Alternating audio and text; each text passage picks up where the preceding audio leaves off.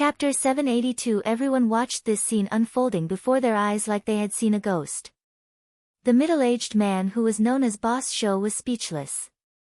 Is that person a monster in human skin? Spray of Flowers and the devotee looked at one another.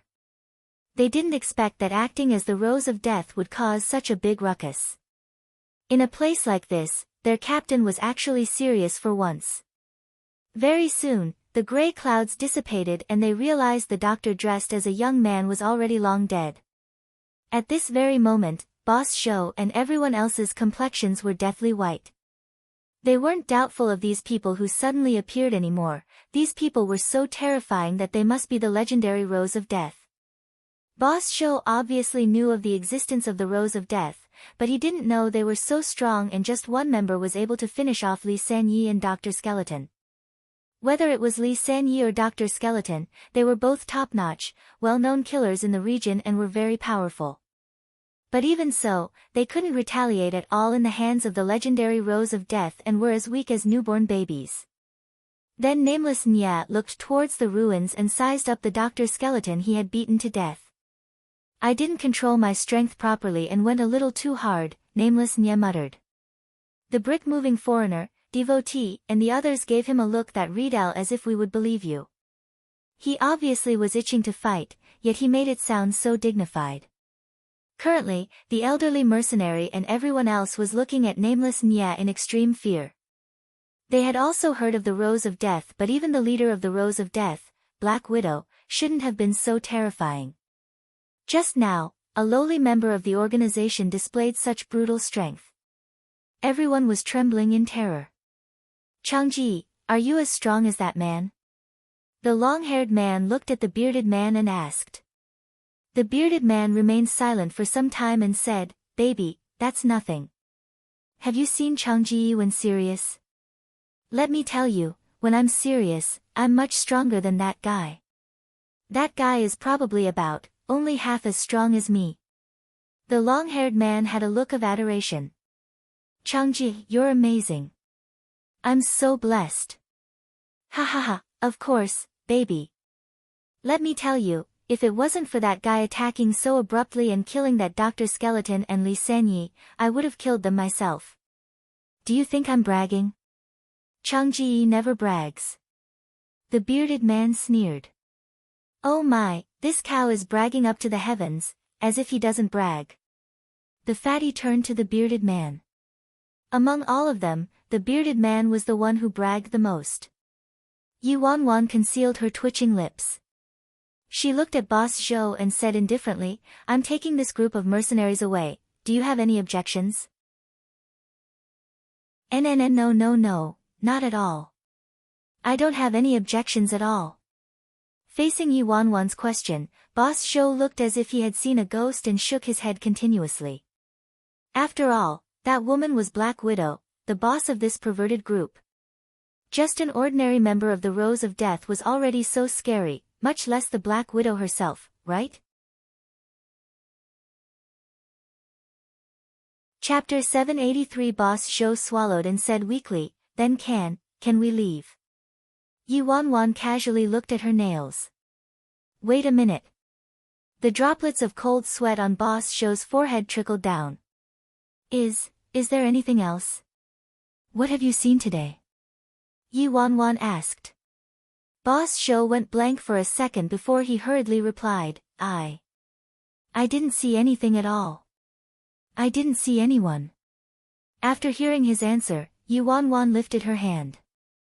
Boss Zhou and the others wet their pants in terror and hurriedly ran away. Yi Wanwan initially thought they had to come up with more twists and turns. She hadn't expected that Nameless Nya's ultimate performance would overturn the entire place and dominate those people. After those people left, Yi Wanwan said to the group of mercenaries, all of you, follow me. They looked at one another and hadn't returned to their senses from the attack.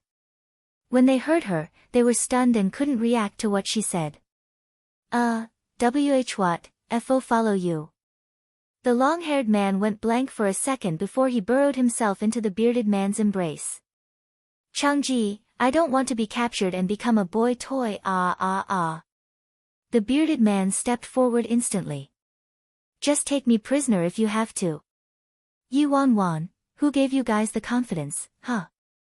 Don't you guys have a clue how you look like? Spray of Flowers bellowed, outrageous. How dare all you repulsive people even dream of becoming our queen's boy toys? The devotee nodded. You have to be at least as good looking as me. The fatty said weakly, then why? At this moment, the elderly man's face turned gloomy and he said, May I know if madam is also looking for those goods? Madam, please check properly. We accepted the mission from a secret society, got hold of those goods and successfully delivered them. Who knew that they would tell everyone that we kept the goods and got us to take the blame, causing us to be chased by everyone? I'm very aware of the situation, Yi Wan said plainly. Right now, I'm giving all of you two options. 1, follow me and obey my orders, and I will make sure you guys are safe. 2. I believe all of you wouldn't want to choose this option. 1. The fatty made the decision immediately. The second option is definitely death. Must we even consider it any further? Not only did they escape death, but they even got protection from the legendary Rose of Death. It was simply a blessing from the heavens. Obviously they'd agree to it. When the other 4 people heard that the other party wanted to recruit them, they were stunned. After they were set up by the gang, the mercenary union shut them out and everyone was after their lives. They had nowhere to run. Everything went smoother than Yi Wan expected this time and she managed to reach her goal. After Yi Wan returned, she let Feng Xian Yi and 11 help these people settle down, then she gave Nameless Nya and the others their pay. The devotee couldn't help but ask, Boss, you disguised as the Rose of Death. Weren't you afraid of being exposed? Yi Wan looked at him calmly. Who said it was a disguise? Devotee, huh? What do you mean? Yi Wan, the Rose of Death was made up, wasn't it? Devotee, that's right. Yi Wan, since the Rose of Death doesn't exist and nobody has seen them before, why can't I be the Rose of Death? Devotee, that works. Spray of Flowers, Boss, you're smart. Certainly, you're destined for great things. Chapter 784. The next day. The boss of Glittering Jewels Pavilion, Wan Hiyun, warmly invited Yi Wan and the others over for a meal. The news of Glittering Jewels Pavilion producing an imperial jade had spread across the entire industry and their reputation improved dramatically. On the other hand, Wang Shi Xian was fighting with Hou Maofeng because if it wasn't for Hou Maofeng stopping him, Wang Shi Xian would have been the one who bought that batch of stones from Wan Hiyun instead. Wan Hiyun used all the money he earned from Yi Wan to buy raw stones and within just 2 days, everything was sold out. His luck really improved. This batch of raw stones produced decent results and Glittering Jewels Pavilion was no longer known as the Jinxed Workshop anymore. Miss Yi, if it wasn't for you, my Glittering Jewels Pavilion would probably have closed down. I must give you a toast. Wan Hiyun raised his glass and spoke gratefully. Boss Wan, you're too kind. I can't really drink, but I can use tea instead. I wish you lots of prosperous business. Thank you. Thank you for your blessing. Wang Hu, who was at the side, laughed. Ever since Miss Yi got the Imperial Jade from our store, our luck has really changed. Miss Yi, you've brought good luck and fortune to us. Once they were done with the meal, everyone returned to the hotel. Yi Wan arrived at the suite to bid farewell to the group of 5. While they were speaking, a familiar ringing resounded. It was a video call. Yi Wan raised her brows. Captain Nya, aren't you going to answer the call? Nameless Nya's face turned pale. He grabbed his hair and went in circles around the room. Damn, what's going on? The frequency isn't right. Didn't the little devil call the day before? Why is he calling again? The other 4 people looked at one another then shrunk to a corner and pretended like they didn't exist. Nameless Nya was in a prayer position before he answered the call. After that, he said in a single breath, I haven't found your father and mother but your uncle. We'll definitely find them before the deadline. Otherwise, I will castrate myself.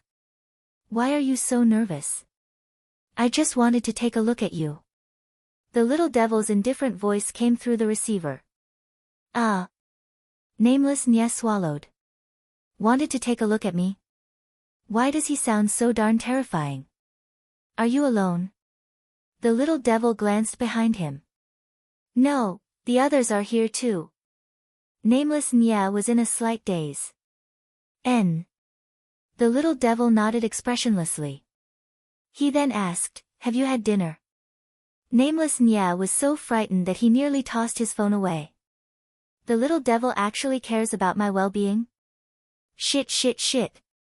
What does this little ancestor want? Nameless Nya didn't have a choice and didn't dare to hang up either, so he replied, why yes. I've eaten, ancestor, is anything the matter?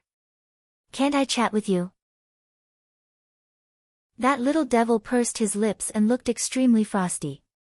How does this even look like he wants to have a chat? Little devil's way of torturing people has changed again. Nameless Nya was going nuts from the torture. Sure, I don't want to chat with you at all right? Seeing that Nameless Nya still hadn't hung up after some time, Yuan coughed lightly and went to open the door. Captain Nya, if there's nothing else, I'll get going first. Nameless Nya hurriedly said, oh, all right. When Nameless Nya spoke to Yuan, his phone shifted a bit and the little devil caught a glimpse of Yuan on the video call. After Yuan left, Nameless Nya resumed his conversation with the little devil. Shall we continue chatting? The little devil looked at his uncle in disdain like he was looking at a mayfly.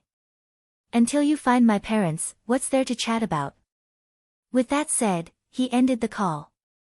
Nameless Nya was stupefied. Chapter 785 Late at night. Xueli was on a video call with Qin Ruoxi. So sorry, Director Qin, I've failed. At first, they thought that even if Yuan took credit for this Myanmar trip, she still wouldn't be able to get a solid footing in the company. Little did they know that the goods hand-picked by Qin Ruoxi would turn up empty and those rubbish raw stones that the other woman bought actually contained a top-grade imperial jade. Now, the entire company was in an uproar about this. They were saying that if Qin Ruoxi went on the trip after all or if they bought the goods Qin Ruoxi picked out, they definitely would have lost a fortune. Although everyone knew that gambling on stones depended on 70% luck, the woman was able to gain a little footing in the company through this project. It was a complete disaster. Damn it, how could that woman be so lucky?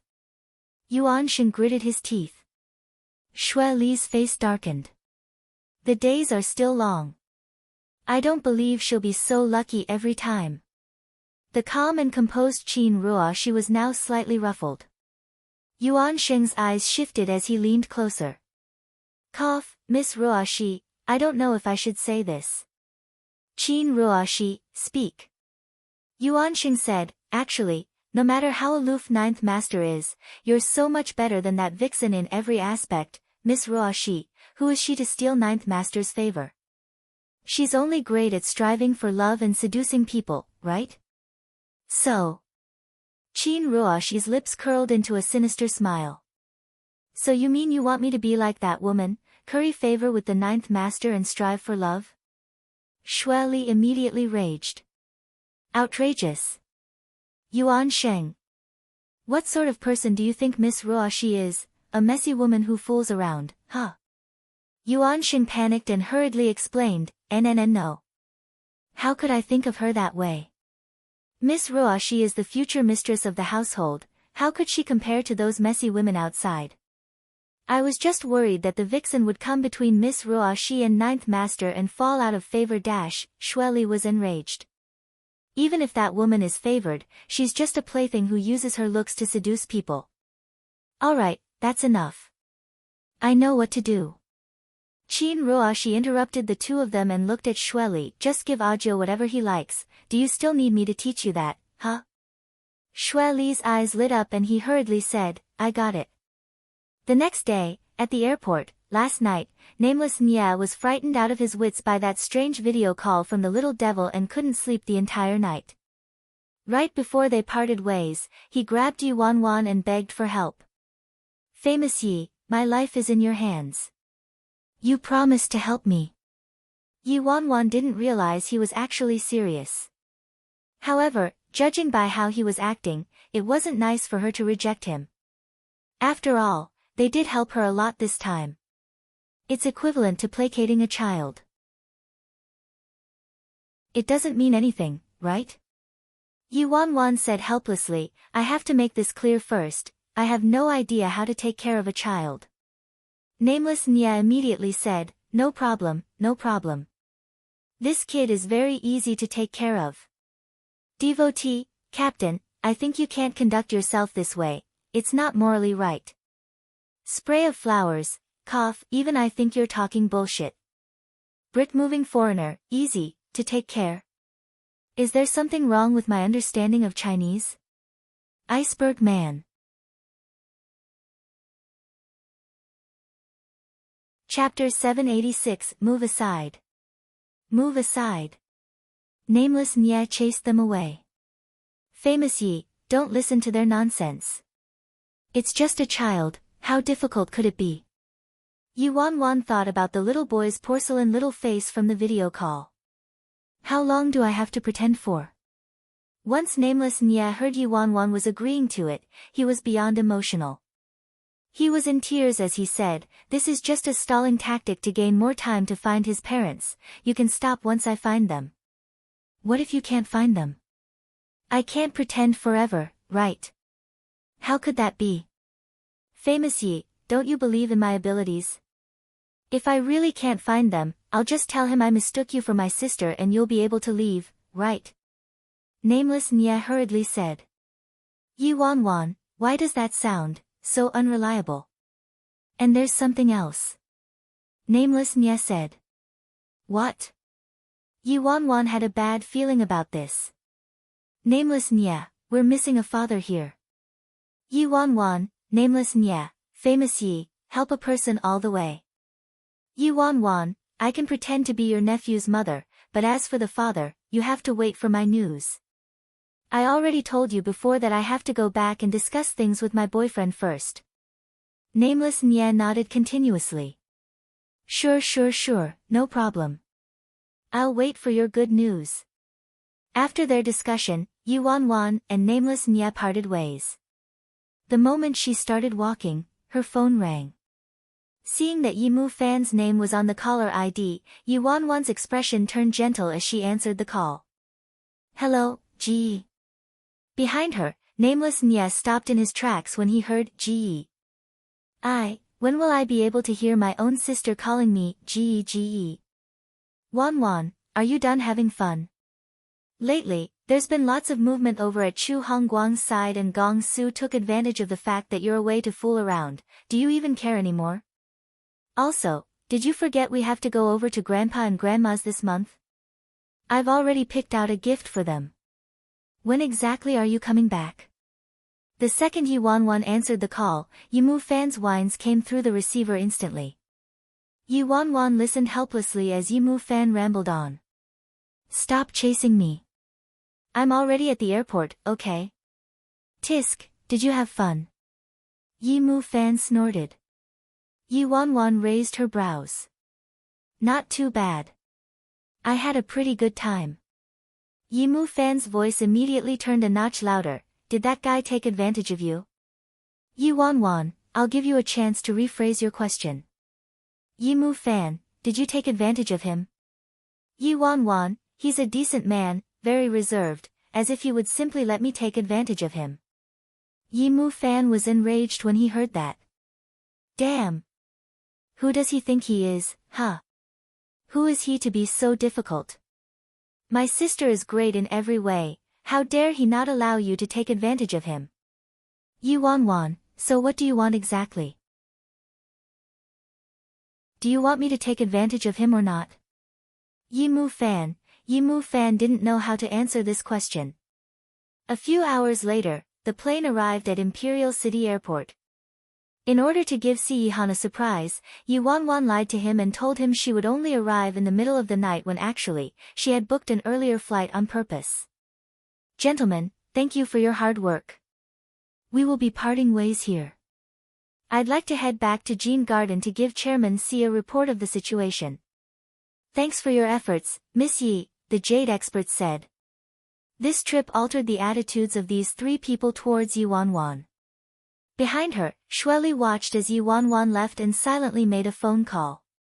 Yi Wanwan is going back to Jean Garden. Yes, you may head over now.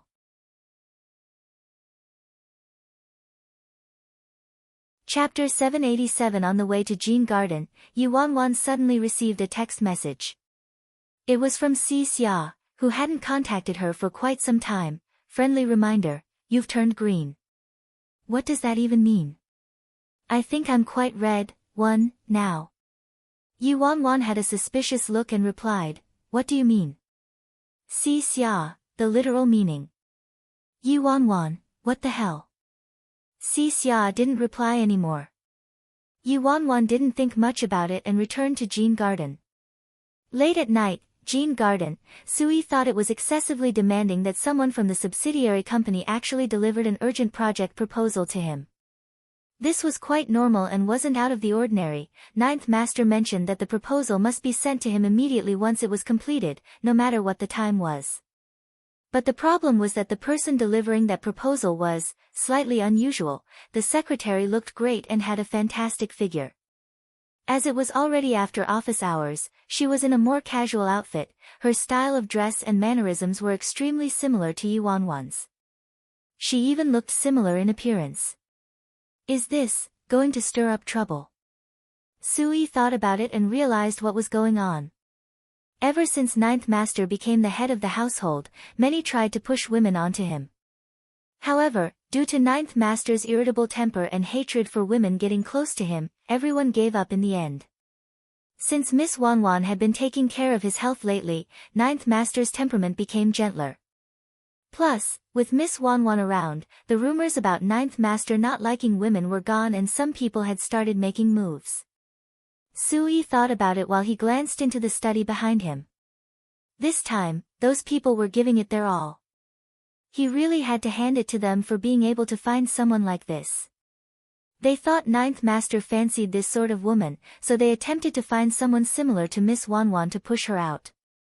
I'm back. Suddenly, Yi Wanwan's voice came from the stairs and Sui, who was still deep in thought, was frightened out of his wits. Shit! What's going on? Isn't Miss Wanwan on a night flight? Why is she back now? Sui was panicking as Yi Wanwan made her way upstairs and walked in the direction of the study. The girl was dressed in a striking dark red dress. She was wearing a pair of white strappy heels and had a diamante milky white woolen coat over her shoulders. The soft curls of her hair draped over her shoulders lazily and she looked extremely sweet and captivating. Although that woman in the house was dressed exactly like Yi Wanwan, after seeing Yi Wanwan, Sui then realized what the difference was. If Yi Wanwan was said to be a rose with a dewdrop under the moonlight, this woman was a fake flower made of plastic. Housekeeper Su, where's Ajio? Sui saw that Yi Wanwan had already made her way to the door of the study. He started sweating profusely and hurriedly tried to remediate the situation for his master. Ninth Master is inside dealing with some business matters. Miss Wanwan, you've had a long journey, why don't you go to the garden for a cup of tea and wait a little while? Oh, he's busy. Yi Wanwan seemed a little sad and she asked, why do I have to go to the garden for tea? Obviously, it was because he was afraid Miss Wanwan would see something she shouldn't see if she entered the study. Even though Master is blind, what if that woman tries something, huh? How could it be such a coincidence? That woman just entered and Miss Wanwan arrived almost right after.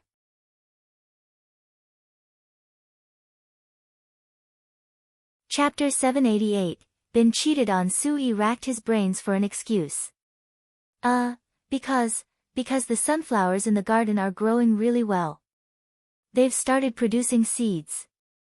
You can sip on some tea while admiring the beautiful blooms. But I miss your master. I'll just wait here. How much longer will he be? Yi Wanwan asked. Sui nearly broke down in tears. I'm not too sure about that. He'll probably take a long time, so Miss Wan Wan, you'd better take a seat and rest. At first, Suyi's words didn't sound suspicious, but Yi Wan Wan suddenly recalled the text message from Si Xia. Su-yi, are you hiding something from me? Yi Wan Wan asked. Su-yi, no. Seeing how Su-yi denied it so quickly, Yi Wan Wan's eyes narrowed. What's in there? Yi Wan Wan's gaze was simply too intense. Su-yi felt like he couldn't handle it anymore. There's nothing. Nothing at all. Yi Wan Wan chuckled. TSK, don't tell me there's a woman inside, eh? Su-yi's heart skipped a beat and he immediately said, how could there be a woman? No, what I mean is that the person reporting on the proposal inside is, in fact, a woman, but it's definitely not what you think. Yi Wan Wan, oh. Why don't you tell me what I'm thinking? Su-yi, I'm dead. Why is this getting more and more out of hand? So, Si Xia said I'm green, it means I've been cheated on. Yi Wan Wan swept her gaze across Su-yi. Move. Su-yi hurriedly explained, Miss Wan Wan, please don't misunderstand. That woman inside does have a little problem, but I'm afraid you'll misunderstand when you see her, so I tried stopping you just now. But you should trust that ninth master would never do that sort of thing, Yi Wan Wan said casually, I won't misunderstand anything, I just wanted you to make way, why are you so nervous? Really? Seeing that Yi Wan Wan didn't look angry, Su-yi moved aside hesitantly. In the next second. Bang, the door of the study was kicked open by Yi Wan Wan. Su-yi. Didn't she say she wouldn't misunderstand? Su-yi was dumbstruck as he watched Miss Wan Wan kicking open the door in her floral dress and high heels.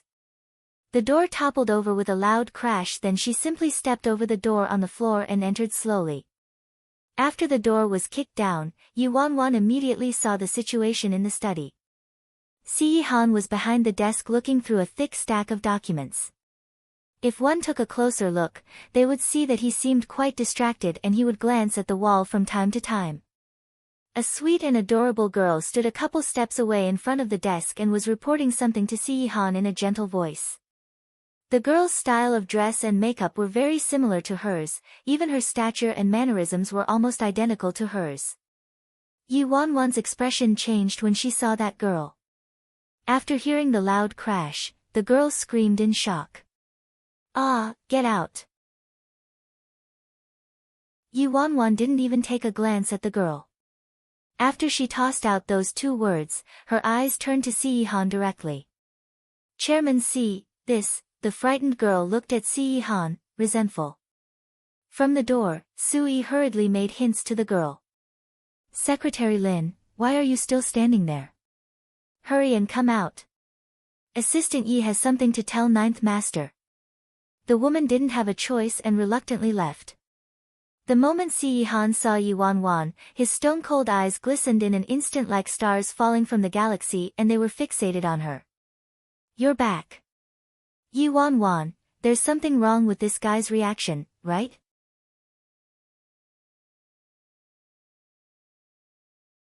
Chapter 789, Since when did I seduce him? I entered by kicking the door down, okay. Yet he's still so calm and composed. Doesn't he know that I'm fuming? Weren't you going to arrive later tonight? Si Han asked. Yi Wan Wan strode towards Si Han and slammed the table. What? Are you disappointed that I came back earlier and ruined your night, huh? Si Han was confused. What? Yi Wan Wan raged in anger, stop pretending. That woman, who offered that tribute to you? It's so late. You must have had a great time chatting with her, right? Si Han's eyes turned gloomy. Woman? When Yi Wan Wan saw that he was still feigning ignorance, she nearly exploded. That's right, that female secretary. From her style of dress to her makeup and hairstyle, she looks almost identical to me. Even the way she acts is identical. She's obviously imitating me on purpose. Don't tell me you couldn't tell that someone brought this woman here intentionally as a tribute to you. Si Han replied directly, nope. Yi Wan Wan nearly choked from anger and she slammed the table once again. Liar. That woman was speaking so coyly. What about those little coquettish glances she gave you? How could you not know she was seducing you? Si Han stared plainly at Yi Wanwan for a few seconds. The girl was furious, her cheeks were red and it was as if there was a furnace burning in her eyes. Her gaze was bright and emotional, and he was shaken to his core by her beauty. What stirred his heart most was that, she's getting mad at this. Under Yi Wanwan's fuming gaze, Si Han slowly reached out and grabbed the back of her head, then kissed her on the lips. From getting kissed all of a sudden, Yi Wanwan blinked and went blank. She pushed him away angrily but failed and was still locked in his embrace. Hey, I'm mad, alright? Could you take this more seriously? Si Han's pupils darkened and in the next second, he kissed her soft red lips again and his voice was muffled between her teeth. You seduced me. The moment he touched the girl's lips, he seemed to have found a place where he belonged and was immediately appeased after all those days of longing for her. Yi Wanwan. What? Since when did I seduce him? How does this man's brain work, huh? He actually counterattacked. She hadn't seen him for many days. His coolness and nonchalance turned into nothingness, and his kiss became more intense like a blazing ball of fire about to exhaust her completely. Yi Wanwan was almost enchanted by his beauty. She finally regained her senses after a long time and straightened up before she continued complaining, "Don't you dare give me that honey trap. I went on a work trip and worked so hard, yet you actually cheated on me. How could you face me like this?" I didn't notice what she was wearing, how she acted or how she looked, Si Han said. Yi Wanwan wanted to say, "Are you blind?" But Si Han continued after a pause. "I was thinking of you." Yi Wanwan, wah. Where did this sudden bout of sweet nothings come from? This excuse is pretty bullshit, but judging by Si Han's EQ, it might actually be true, eh? So the person who sent that secretary spent so much effort to find someone like this, but in the end, Si Han didn't even care about how she looks? After thinking it through, Yi Wanwan thought it was quite believable. "Alright, I'll believe you just this once." Yi Wanwan coughed lightly and warned him sternly, "If you dare to find another woman behind my back, I'll bring an illegitimate child back."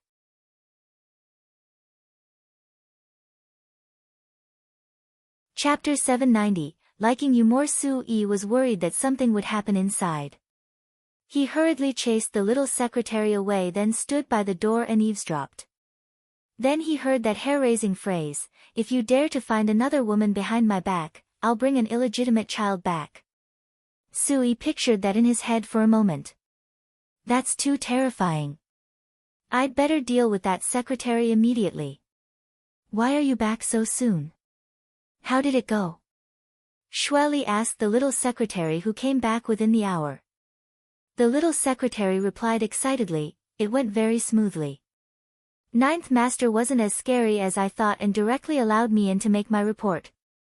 He was also very gentle with me, but unfortunately, I was only inside for a while before that woman came back." Deputy Director Shui, you know what happened? That woman actually kicked the door down and entered. I've never met such a boorish woman in my life, she's just like a savage. I was wondering how tolerant she would be, but she couldn't contain her anger at all. She's definitely making a big fuss with Ninth Master right now. I know men very well, they hate those uncouth, violent and unreasonable women. Especially for someone like Ninth Master, that woman won't live so comfortably anymore for sure. Hearing how confident the little secretary sounded, Shueli calmed down. "If you've really won the favor of Ninth Master, I'll double the benefits I promised you before." The little secretary lit up instantly and felt a hint of disdain in her heart. "When I gain the favor of Ninth Master, what's that little bit of benefit to me?" TSK. The little secretary was fantasizing about them together in her head when Shueli's phone suddenly rang. The person on the other end said something and Shueli's face instantly turned gloomy. After some time, Shueli hung up the phone and turned to the little secretary with a darkened expression. "This is your definition of smooth?" Upon seeing Shueli's gloomy expression, the little secretary's delighted smile froze on her face and she asked carefully, Deputy Director Shui, what happened? Shui Li, you're fired. What? That's impossible. At the same time, a certain great devil was looking at the boorish, violent, and unreasonable girl before him with flames in his eyes. Yi Wanwan, who kicked up a fuss because she was mad, was simply the most seductive to him. Where's my cake? I'll bring it to you later. Why later? Because I want to enjoy the way you look for a little while longer. Certainly, after some time, Sihan brought the cake out and Yi Wanwan's anger vanished immediately like the clouds. A hint of helplessness flashed across Sihan's brows. Yummy. Yi Wanwan took a bite and her eyes glistened. Sihan watched as she ate like a little squirrel and he asked, why do you want to eat this all of a sudden? Yi Wanwan took a big bite before she said, I don't know. I really hated almonds in the past and I don't know what happened, but I've been craving them badly lately. She remembered Si Xia liked this cake. While they were in school, many girls gave him almond cakes. I see, Si Han's eyes lit up slightly, a secret hidden within. After a moment of silence, Si Han looked intently at the girl's dazzling little face becoming more and more attractive like a butterfly coming out of its cocoon. He asked, any other changes in your taste, hobbies, and habits? Yi Wanwan thought about it. Taste, hobbies, and habits. I didn't really pay much attention to them. Si Han looked very serious. Think carefully. Yi Wanwan rubbed her chin, blinked and thought about it very carefully. I'm starting to like you more, does this count? Si Han, N.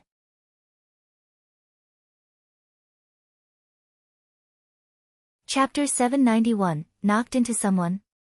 As Yi Wanwan was away for quite a long time, her work had piled up at Dazzling so she didn't stay over. It was already very late at night when she left Jean Garden. Not long after she reached the garage, Yi Wanwan scanned the area instinctively. Very soon, Yi Wanwan frowned. She wasn't sure why she felt somewhat uneasy, like there was someone staring at her in the dark. Yi Wanwan shrugged it off and thought she was simply too tired from the past few days. She opened the car door and drove away. On the way back to the apartment, Yi Wanwan opened the car windows and tried her best to keep herself awake. It was late at night. The crescent moon hung high in the sky and with the night wind blowing gently, she felt pretty relaxed and content. Not long after, the car slowed down. Yi Wanwan frowned as she read the road sign ahead with a throbbing headache. There was road work ahead and cars weren't allowed to pass. Yi Wanwan didn't have a choice but to make a U-turn and drive on the lane on the left side. The road conditions weren't too bad and there weren't many cars coming in her direction. Yi Wanwan turned on the music and stepped on the accelerator. She disappeared within seconds. Swish! Suddenly, a shadow flashed past Yi Wanwan's eyes. Yi Wanwan didn't have any idea what happened, she only heard a loud bang and felt a violent impact. Yi Wanwan slammed on the brakes almost instinctively. The car drifted slightly and left black skid marks about 10 meters long. At this moment, Yi Wanwan sat in the driver's seat with her heart thumping. She seemed to have seen a shadow flash by just now, then, she knocked into something. Accident? Yi Wanwan hadn't fully returned to her senses. She didn't slow down at all, and with that speed and impact just now, even someone with a copper head and iron skull would have definitely been crushed. After 10 seconds later, Yi Wanwan hurriedly opened the door and stepped out of the car. Her two headlights were still flickering and illuminating the path ahead, but Yi Wanwan couldn't see the pedestrian she knocked into. At this moment, Yi Wanwan realized the front of her car was dented from the violent impact and she also saw how strong the impact was. I'm doomed, Yi Wanwan panicked and looked around anxiously. Yi Wanwan searched all around, yet she couldn't find anything out of the ordinary.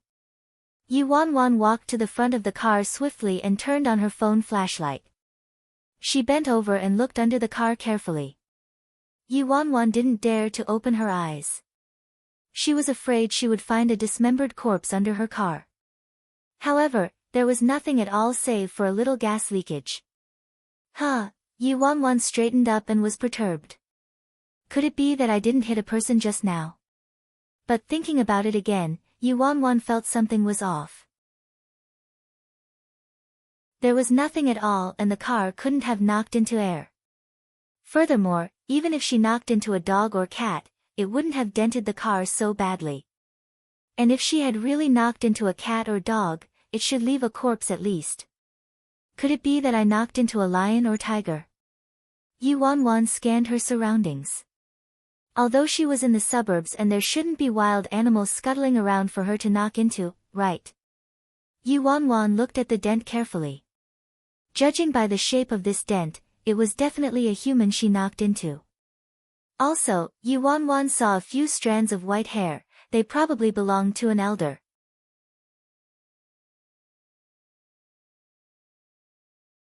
Chapter 792, A Moving Corpse. Yu Wanwan shivered. A hint of fear appeared in her eyes and she started thinking about that horror movie she watched before. Could it be that it was a ghost? It can't be, right? Yu Wanwan felt a gust of cold wind blowing against her back and she shuddered. With the speed of a 100-meter sprint, Yu Wanwan hurriedly opened the car door and sat in the car. After she tried her best to calm down, Yu Wanwan took out her phone and initially thought of calling Si Han, but she was afraid he would worry. As she gave it a second thought, she thought she'd better hand it over to the police to handle.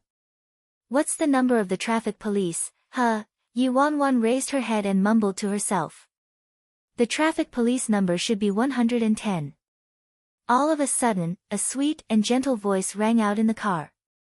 110 is the number for the Ministry of Public Security. I think the traffic police number should be. Before Yu Wanwan completed her sentence, her eyes instantly constricted. If it wasn't for the limited space in the car, she would have already jumped. Beads of cold sweat ran down Yu Wanwan's forehead. From the rearview mirror, Yu Wanwan realized there was a young man sitting in the back. She hadn't even noticed when he entered. The man had snow-white hair that touched his waist, delicate features, and below his brows was a pair of radiant eyes that seemed capable of capturing one's soul. His face was like a piece of jade and his eyes were like the stars. He was sitting there silently, yet he looked so elegant. His pair of elegant eyes landed on Yu Wanwan and he gave a faint smile. This man seemed to have walked out from a picture. He had a mysterious aura around him and he seemed to be able to suck one's soul in, leaving one unable to resist him. However, Yu Wanwan wasn't in a state to admire him at all. She looked at the man in the back like she had just seen a ghost. Miss, you knocked into me just now. The man broke the silence and he chuckled softly as he looked at Yu Wanwan with that pair of eyes that could draw one's soul out. After he was done speaking, he leaned forward and got closer to Yu Wanwan. However, at this moment, Yu Wanwan used all her strength and punched the guy's flawless face almost instinctively. Currently, Yu Wanwan's mind was in a whirl. She had just gotten into an accident and crashed into someone at full speed. Logically speaking, for a normal adult, they probably would have been crushed to pieces after being knocked with that impact, yet this man didn't even have a scratch on him. Only 3 words echoed in Yu Wanwan's head: a moving corpse. Yu Wanwan wanted to open the car door and escape, but that man actually held her back. Big bro. I didn't do it on purpose. Yu Wanwan's face was filled with fear. Oh, no problem, it doesn't hurt at all anyway. The man smiled warmly and courteously. You're fine. Yu Wanwan finally had the courage to scan the man and he really seemed like he was alright. But it was exactly because he was fine that freaked her out. Alright. Any normal human being would have been dead by now. Even if he wasn't dead, he should have been severely injured, yet this person was completely fine. Be more careful when you're driving next time. You were lucky to have knocked into me. What would you have done if you knocked into some other pedestrian? The man nagged like a senior. Yes, big bro, you're right, big bro. Are you a human or a ghost? Yu Wanwan asked carefully. The man was taken aback by her question. You thought you sent me to my death? Yu Wanwan knitted her brows. Didn't he die from this car crash, huh?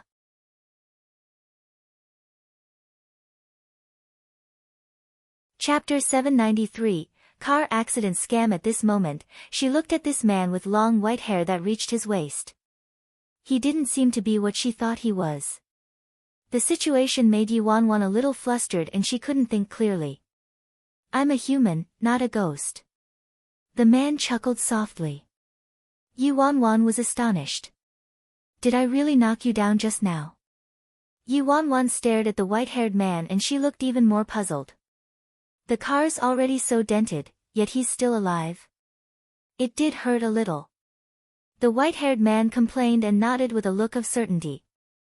Are you really all right? Do you want me to take you to the hospital? Yuanwan knitted her brows. I'm fine, don't worry. The white-haired man smiled. That's good, then. Yuanwan nodded then said, compensate me now. Upon hearing what Yuanwan said, the white-haired man was stunned. You knocked into me, yet you're asking me for compensation? That's what I said. Although I was the one who knocked into you, you're perfectly fine while my car is not. Yuanwan opened the car door and pulled the white-haired man out. She then pointed at her car. Look at this, my car is so damaged thanks to you, so you can forget about leaving until you pay up. Miss, fortunes and riches are just superficial objects. You can't bring them to the grave with you, so don't be so greedy. Anyway, I don't have a single cent. The white-haired man shook his head. I don't care. You've damaged my car so badly, you must pay up.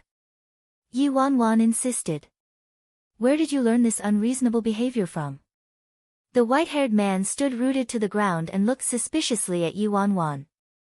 Before Yuanwan could speak, the white-haired man suddenly laid next to Yuanwan's feet. You've injured me. You have to pay for my medical bills. Since when did I hit you? Yuanwan was taken aback. Just a few moments ago, in the car, you punched me. Hurry, pay for my medical bills. I can't take it anymore. The white-haired man looked like he was in tremendous pain. Yuanwan, I was in shock in the car so I did punch him, but that was over half an hour ago. This white-haired man only started screaming in pain now. This arrow shot back at me is a little too long, huh? Enough, stop pretending. I'll just waive the compensation for my car. Yuanwan sighed. I suddenly realized that your punch wasn't so bad and I feel slightly better now.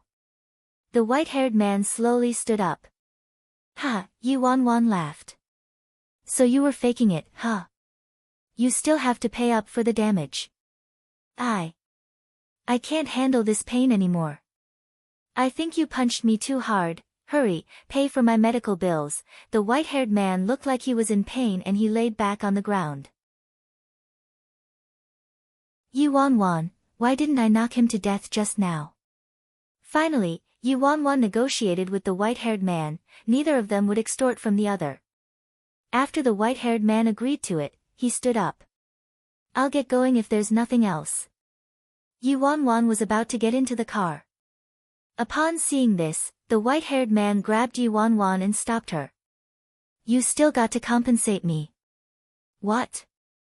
Yuanwan was shocked. Didn't we just make an agreement? Why is he asking me for money again? We settled on the punch but not the car accident. You still got to pay up. The man was firm. Aren't you all right? The corners of Yuanwan's lips twitched. I can't take it anymore.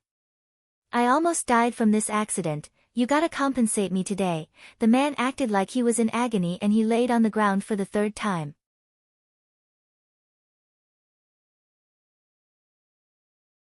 Chapter 794, Do You Need Help? Watching the amazing actor before her, Yuanwan was dumbfounded and wished she could give him one tight slap. Before Yuanwan could say a word, an SUV came speeding in their direction. Yuanwan and the white-haired man were in the middle of the road, yet the SUV didn't seem to have the slightest intention of slowing down at all. Instead, it accelerated faster and faster, coming straight for Yuanwan. At that instant, Yuanwan retreated backward at lightning speed. Swish! The SUV went by in a flash and didn't knock into Yuanwan. Its speed didn't decrease and was about to knock into the white-haired man, who was playing dead on the ground. The white-haired guy stood up instantly and his movements were swift, he actually managed to dodge. In the next second, the SUV stopped and the door was opened. 3 men dressed in black stepped out of the car. The one leading the group looked like he was in his 30s and was expressionless. He merely glanced at Yuanwan before he made a gesture of slitting his throat to the other 2 men behind. Seeing this, Yuanwan furrowed her brows. She felt quite uneasy before and felt that someone was following her. Not long afterward, these people showed up wanting to kill her. Qin Ruoshi sent you guys? Yuanwan probed. Hearing that, the 3 men in black went blank and one of them instinctively blurted out, "Who's Qin Ruoshi?" Judging by their reactions, they didn't seem to be lying. It's not Qin Ruoshi. Yuanwan thought to herself. From what Yuanwan knew about Qin Ruoshi in her previous life, with her cautiousness, she wouldn't choose a time like this to deal with her. Furthermore, she wasn't a threat to Qin Ruoshi at the moment, so there wasn't any reasonable explanation for Qin Ruoshi to send killers after her. But if it's not Qin Ruoshi, who else would send people to assassinate me? Yuanwan's mind was working rapidly, yet she couldn't find any clues. Initially, Yuanwan guessed it might be Feng Yiping and Si Mingli who sent these people to deal with her. But thinking about it more carefully, it wasn't realistic. When she was in Myanmar, she started a feud with those 2 and embarrassed them thoroughly. Everyone knew that if something happened to her at this critical point in time, they would be the first suspects. With Si Mingli and Feng Yiping's shrewdness, they would never do something so foolish. Without giving Yuanwan time to think, the 3 men in black charged forward and surrounded her. In the blink of an eye, the 3 of them attacked her at the same time. How fast? Yuanwan was slightly surprised. These 3 people were very skilled and even Yuanwan felt a little bit pressured. With 3 of them attacking at the same time, each move could get her killed and every single move was murderous. Currently, the white-haired man was standing nearby and his clear eyes were focused on Yuanwan's countermoves. He raised his brows. This girl's moves. Do you need help? Very soon, the white-haired man stepped forward and approached Yuanwan. Yes. Yuanwan was very straightforward. You do. The white-haired man nodded. Give me money then. I'll help you if you give me money. There's no free lunch in this world, don't you agree? Yuanwan was speechless. Is money all he thinks about, huh? 100,000 and I'll help you. What do you think? The white-haired man followed Yuanwan closely. 50,000, I won't haggle anymore, this is the lowest price. Give me $50,000 and I'll help you. The man hurriedly said. $100. Yuanwan extracted her body out of the fight for a moment and frowned. $100? Are you trying to chase a beggar away? The white-haired man didn't bother with Yuanwan anymore. Instead, he turned to those 3 men in black. Do you guys need help? Give me $1 million and I'll help you guys settle this.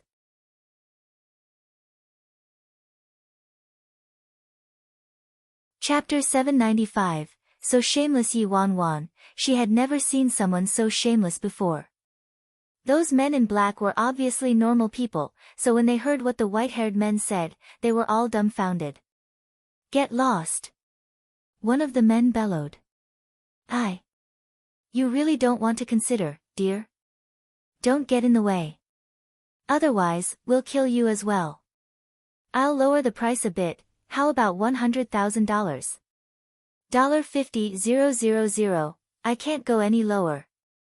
You're asking for it. The 3 men in black couldn't take it any longer. They looked at one another and charged towards that white-haired man at once, ready to eliminate the person in the way first. The white-haired man smiled faintly. Tisk, it's really inexpensive, you're buying 3 lives with $50,000 Yuanwan stared at the man. What sort of person is he exactly? Even after her car was so damaged, he was still fine. Even though she knew there were a couple of martial arts aristocratic families in Country Z, their bodies could withstand a large degree of force after training to a certain standard, and having copper skin and iron skull wasn't hearsay. Wasn't it a little too scary that he wasn't even afraid of being hit by a car? Moreover, his expression remained the same even when he was facing these three killers. His skills might even be better than nameless Nian Gang. Could it be that this mysterious person was a secret descendant of an expert? With that thought, the three men in black were already pouncing on the white-haired man. Following that, Yi Wanwan's jaw dropped. The sound of fists punching into a body kept ringing out. The white-haired man was surrounded by the three men in black and was being beaten to a pulp. He wasn't able to retaliate at all. Yi Wanwan, I seem to have thought too far and overestimated him. So this guy is purely a scammer who's great at acting? With this skill, he had the guts to promote and sell himself to both sides to help with the fight? What was he even thinking? Seeing that the white-haired man had no strength to retaliate at all, the three men didn't bother with him any further and hurriedly attacked Yi Wanwan. Yi Wanwan's eyes lit up and she focused all her energy on fighting back. She was wrong about this strange white-haired man, but she was right about these three men. Judging from how they fought just now, these three were experts and just dealing with one of them would be tiring, not to mention all three at the same time. And this place was in the middle of nowhere. In a moment, countless thoughts flashed across Yi Wanwan's mind. However, just as she was thinking about how to deal with them, those men in black fell to the ground without a sound all of a sudden, one after another. Yi Wanwan was stunned. What just happened? Could it be that white-haired man? But how could he take away three people's lives in a split second? What sort of skill is that? Alas, Yi Wanwan finally saw the white-haired man clearly. Behind those men in black, the white-haired man had a gun in his hand and there was a silencer attached to the gun. All she saw was the white-haired man blowing his gun.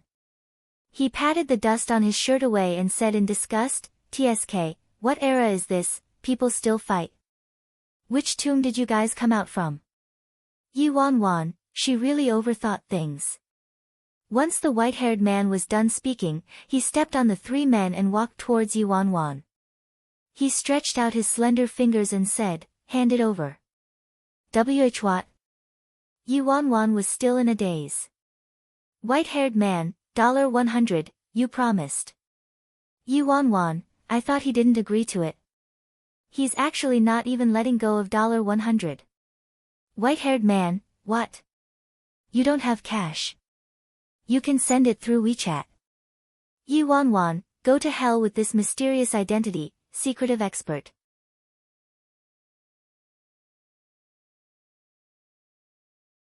Chapter 796, I'm special and gifted. Yi Wanwan held her head. Why do I keep bumping into such weird people after being reborn? However, since she was reborn, her coping mechanisms were quite strong. If it was anybody else, he or she would have probably been confused and gone crazy. You don't have WeChat?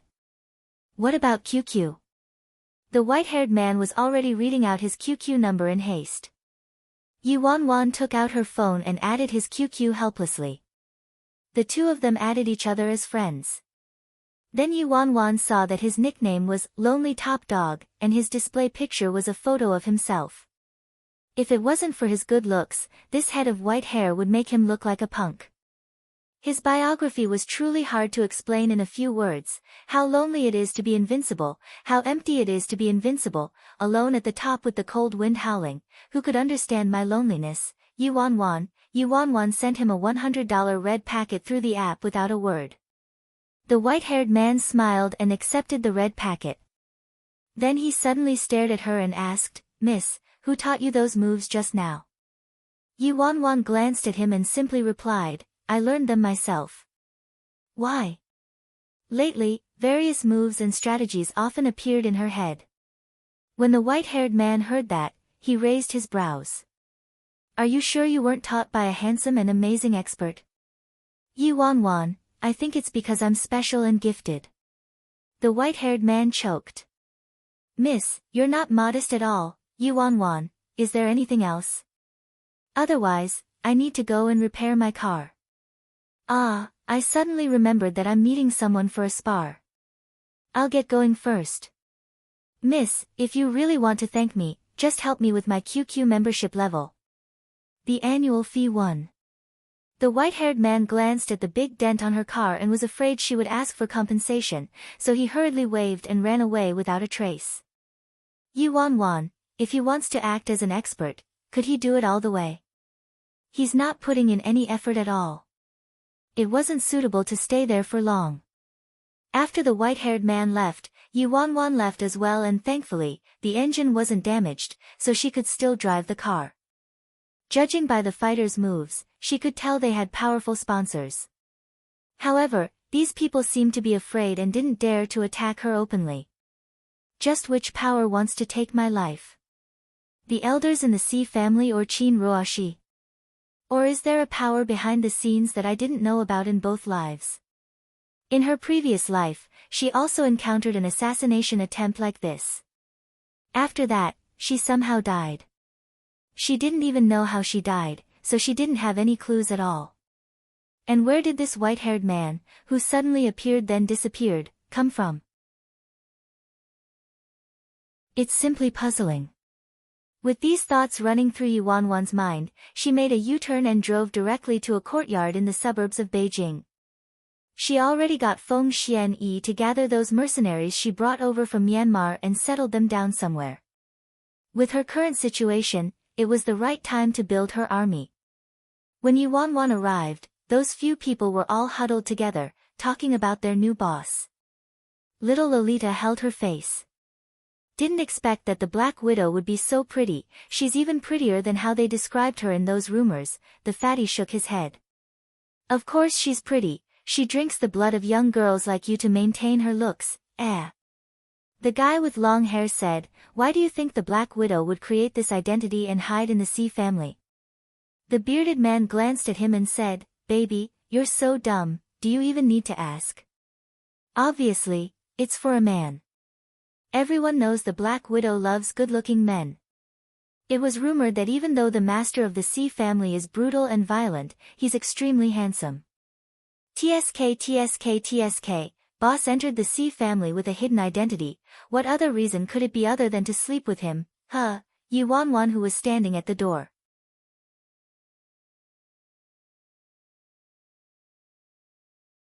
Chapter 797, Hope you get to bed him soon, BBB boss. The few of them immediately stood up when they saw Yuan and their faces turned pale. The elderly man hurriedly explained, Madam, please ignore the two of them, they didn't mean it. Little Lolita was so frightened that she cried. Mommy, I don't want to be sucked dry of my blood. I don't want to be a human puppet. The bearded man's legs trembled. Boss, I was wrong. I shouldn't have run my mouth. The guy with long hair quickly explained, yes, boss. Don't stoop to Changji's level. Boss, there must be a very important mission, which is why you're hiding in the C family. We know. Yuan strode over and sat down lazily on the black leather sofa. She glanced at the trembling and terrified people. No, I just want to bed Si Yihan. She was racking her brains for an explanation, but it was fine now. They saved her the trouble. The group of 5 mercenaries choked on their words, cough. The long-haired man nearly choked to death on his own saliva.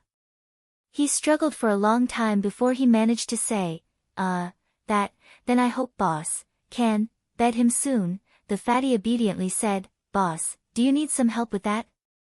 I have a type of medicine that allows you to do whatever you want to him. No matter how good-looking he is, he'll listen to you. Yuan, no need. The guy with long hair mumbled, Stupid fatso, what do you know, That's not fun at all. With boss abilities, it'd be so easy if she wants to force it on him.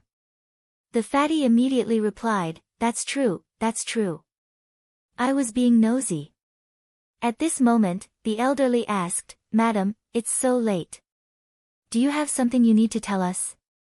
Yuan warned them, from today onwards, you guys will follow me around and I'll change your identities. Also, None of you are allowed to divulge my identity to anyone, understand? Yes. Thank you, boss. The 5 of them shouted at the same time. Yi Wanwan assigned them some tasks before returning to the apartment.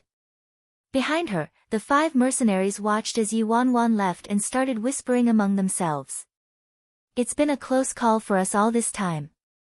If it wasn't for the Rose of Death's appearance, we wouldn't be here today. The long-haired man sighed.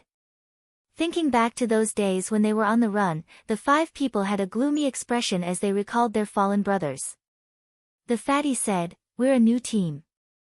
Should we give something nice to boss to win her favor and to thank boss for saving us? What should we give her then?" "I like fluffy little bears." "How cute would that be?" Little Lolita asked. "The adults are talking. Kids should move aside." The fatty shoved little Lolita away and moved closer to the long-haired and bearded man. Boss couldn't bed the C family's master after so long, so she must be really thirsty. Why don't we offer her a few handsome men? I think that's not a bad idea. I think that would work. Late at night, Yi Wanwan laid on her bed, unable to fall asleep. Too many things had happened recently. Thinking about that white-haired man she saw that day, Yi Wanwan picked up her phone and looked through QQ. Which secret expert would exchange their QQ number with someone they just met? It's really strange. Yi Wanwan was thinking about it when she realized that the white-haired man had updated his nickname about an hour ago. What's even lonelier than being invincible is not having little Worryless by my side, cries, Worryless. Yi Wanwan stared at the word on her screen. Is that a name or something else? It looked quite familiar.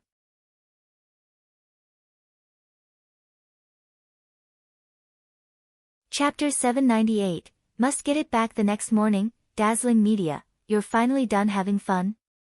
Yi Mu Fan whined. Yi Wanwan grinned. I brought some gifts for Daddy, Mommy and you. Yi Mu Fan's expression changed slightly as he mumbled, at least you have some conscience. We're going to the old residence tonight, right? Yi Wanwan asked. Yeah, once she brought this up, Yi Mu Fan's face turned dark. Can we not go? Aren't things going well for us? Why must we go back and get bullied? Yi Wanwan swept her eyes across him and her gaze was icy cold. I've said this before, you must win the Yi family back. Did you forget how they treated Mom and Dad? Oh. Yi Mu Fan was embarrassed after receiving Yi Wanwan's icy glare and he rubbed his nose. Of course I want that too, but with our current abilities and Grandpa and Grandma's prejudice against us, it's as hard as ascending to the skies. Yi Wanwan looked at him. You think Grandpa and Grandma's trust in them is so strong that it can't be broken? Evening at the Yi family's old residence, the 2 seniors had already heard about Yi Mu Fan's involvement in the movie and the fact he had won so many big awards. They also knew about him serving as the vice president of the Fashion Association. Otherwise, they wouldn't have done something so groundbreaking as inviting him over for dinner for the very first time. It was a Yi family clan gathering today, so many friends and relatives were present. The second Yi Wanwan and Yi Mu Fan appeared, they attracted quite a bit of attention. With their looks, this pair of siblings was simply too eye-catching when they stood next to each other. Tanny Lan looked at the siblings who were very pleasing to the eyes, and her expression turned warm. Grandma. After being nudged awake by Yi Wanwan, Yi Mu Fan kept his spirits up and walked towards the 2 elderly. Grandma, I brought a gift for you and Grandpa, take a look and see if you like it. It's enough that you're here. Why did you bring us gifts? Although that was what Tanny Lan said, she was still very satisfied. Yi Mu Fan looped his arm onto Tanny Lan's arm intimately. I've earned some money, so the first thing I should do is buy you presents obviously. Tanny Lan was relieved to hear that and she said, Mu Fan, you're finally starting to be more sensible now. Lately, your performance isn't bad and when I bumped into Chairman Mu, he even praised you. Did he praise me for getting the good genes from Grandma, your fantastic taste in fashion? Oh, you are. Seeing that Tanny Lan was so happy with Yi Mu Fan sucking up to her, Liang Mei Xian gritted her teeth. Liang Mei Xian strode over and mumbled, Mom, I heard Mu Fan is a stylist for a small subsidiary company under Worldwide. How could our people from Emperor Sky work for Worldwide? If this comes out, what would people think? Yi Mu Fan sneered. Second aunt, I'm afraid you're quite shallow, huh? As the saying goes, learn from the foreigners in order to gain command of them. We have to know ourselves and the enemy, then we'll be able to emerge victoriously. I'm working at Worldwide in order to find out more about them and understand the way they work. Behind him, Old Master Yi walked over and nodded. What Mu Fan said makes sense. Liang Mei Xian didn't have anything to say. Her face was covered in resentment. She couldn't tolerate it and wanted to continue when a little hand tugged at her arm lightly, asking her to stop. Yi was wearing a beautiful light blue evening gown and she walked over to Tanny Lan. Grandma, I have good news. We've reached an agreement to collaborate with Splendid Pictures for our key TV series this year. When Tanny Lan heard that, she directed all her attention to Yi. Really? Splendid Pictures was the country's top movie production company, synonymous with the word big. When Yi Mu Fan heard that, his eyes turned gloomy. While he was still struggling at a small subsidiary company, Yi had already reached a level that was beyond his reach.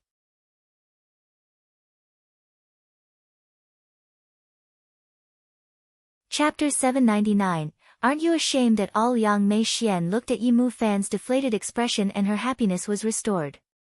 My Yi Jia is outstanding. Everyone says she's educated and well-balanced and has a pure heart and spirit, even Yuze's parents keep saying she's smart and capable. Many friends and relatives of the Gu family keep asking if Yi has any elder or younger sister who they could get to know, and I immediately thought of Yi Wanwan.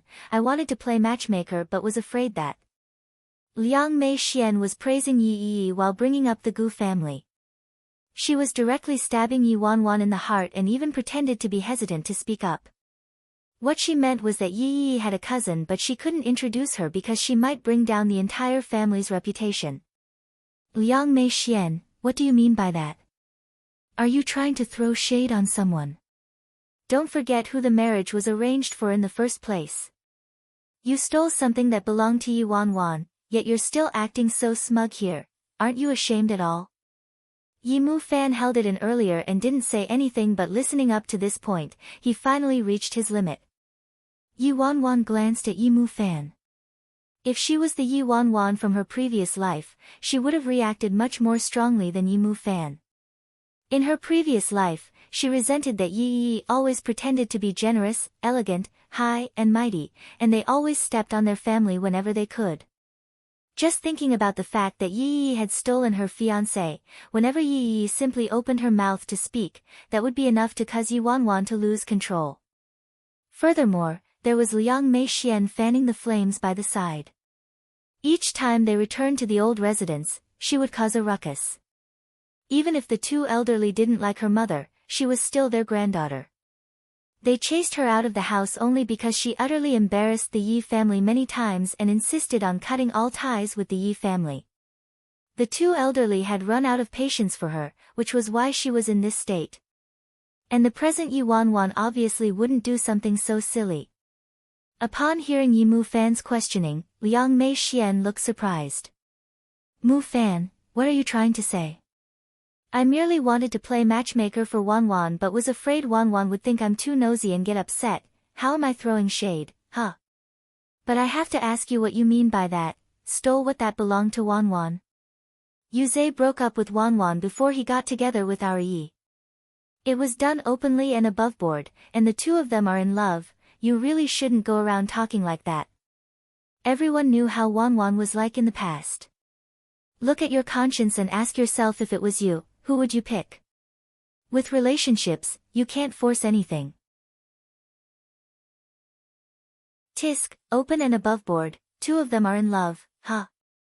She set me up, then threatened my father, and finally, hooked up with Gu Yuze, slowly destroying our family completely. Liang Mei Xian spoke while she observed the reactions of Yi Wanwan and Yi Mu Fan calmly.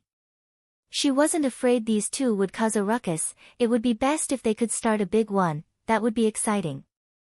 Lately, she noticed that the two elderly were starting to soften and her head starting hurting. Yi Mu Fan was so mad that he nearly charged towards Liang Mei Xian. You, at this moment, Yi Wanwan, who hadn't spoken at all, pulled Yi Mu Fan back casually, then smiled widely and walked towards the two elderly, Liang Mei Xian, and Yi Yi. She said with crystal clear eyes, "Gu, you've misunderstood Second Aunt. How could she mean it that way? Second Aunt really liked Yu Ji before, and now that he's with Yi, Second Aunt is just really happy, so she simply said stuff like how the Gu family fancies Yi."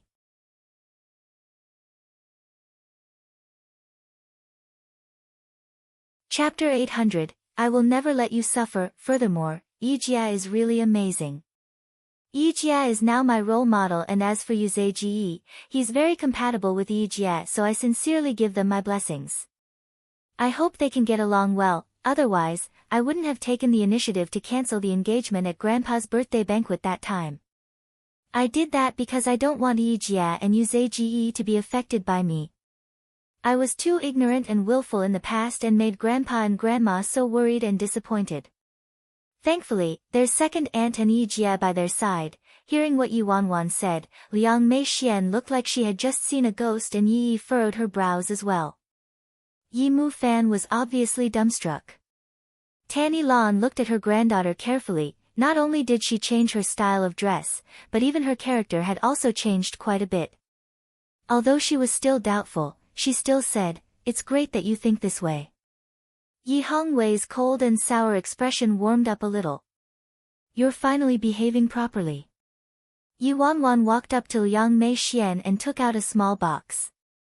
She opened it and there was a jade beaded bracelet inside. "Second Aunt, I went to Myanmar for holiday and specifically bought you a jade beaded bracelet. It's not expensive, but I picked it out very carefully. I hope you like it." Liang Mei Xian looked doubtful and skeptical. This brat, what's with the drastic change in attitude, and what tricks does she have up her sleeve? Seeing that Liang Mei Xian was in a daze, Yi Wanwan looked hurt and retracted her arms slightly. "I was rude, sorry. This thing is so cheap, it's not consistent with Second Aunt's status at all." Liang Mei Xian hurriedly accepted the item and hid the disdain in her eyes. She smiled. "Not at all. It's seldom that Wanwan is so nice. I really like it. Thank you." The old man was pleased to see this. He nodded and said in a serious tone, "Not bad, this is how a family should be, don't keep fighting anymore." He was very satisfied with Yi Wanwan's performance today.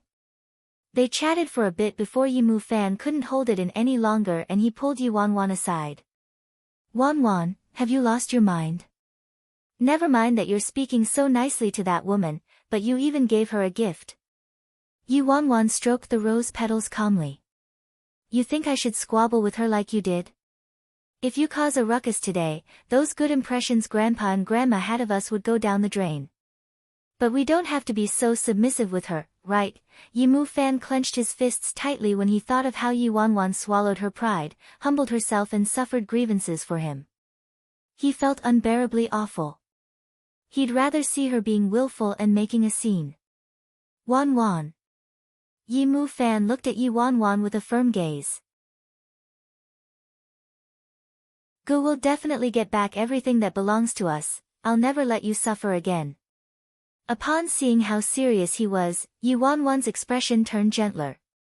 "And, I believe that Ji can do it." Behind them, Liang Mei Xian suddenly walked over. TSK, just a vice chairperson of the Fashion Association, yet your ego is ascending to the skies. If our Yi was like you, wouldn't she have to beat a gong and set off firecrackers every single day?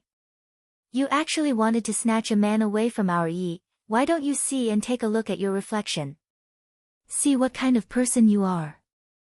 Yi Mu Fan recalled what Wanwan said and didn't want to quarrel with Liang Mei Xian. He glanced at her, controlled his temper and ignored her.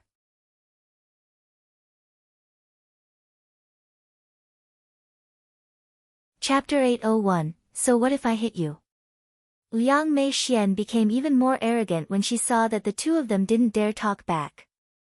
She scoffed and continued, "Liang Wanjun, that bitch couldn't even defeat me and you two bastards still want to try to fight me, huh? How naive." In the next second, there was a resounding slap.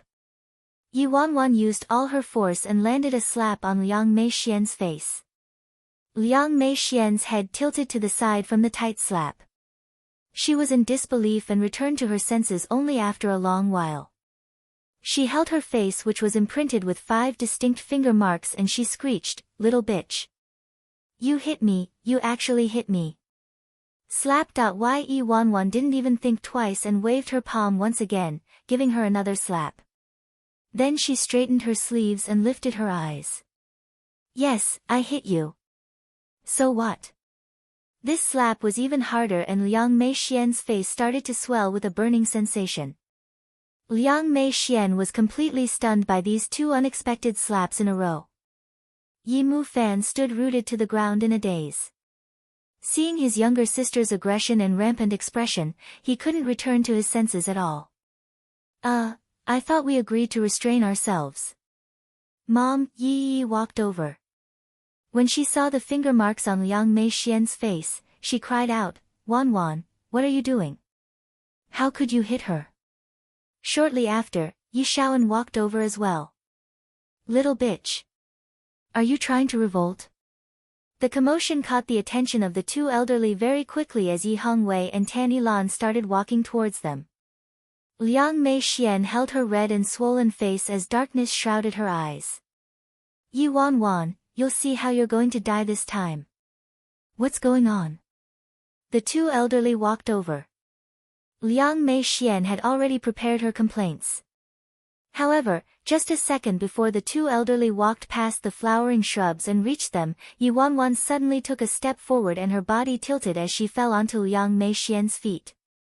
Before she fell, her fingers hooked onto the beaded jade bracelet that Liang Meixian had put on her wrist as an act earlier. She pulled it off and threw it on the ground. Liang Meixian hadn't reacted to what happened. Yi Wanwan, seeing that Yi Wanwan had fallen all of a sudden, Yi Mufan was taken aback. He leaped up and went over immediately. Yi Wanwan grabbed hold of Yi Mufan's hand and gave him a subtle squeeze on his hand. Yi Mufan was dumbfounded. "She's acting." Yi Hongwei and Tan Yilan had just arrived when they saw Yi Wanwan on the ground and immediately walked past Liang Meixian as they rushed to Yi Wanwan. "What happened here? Wanwan, what happened?"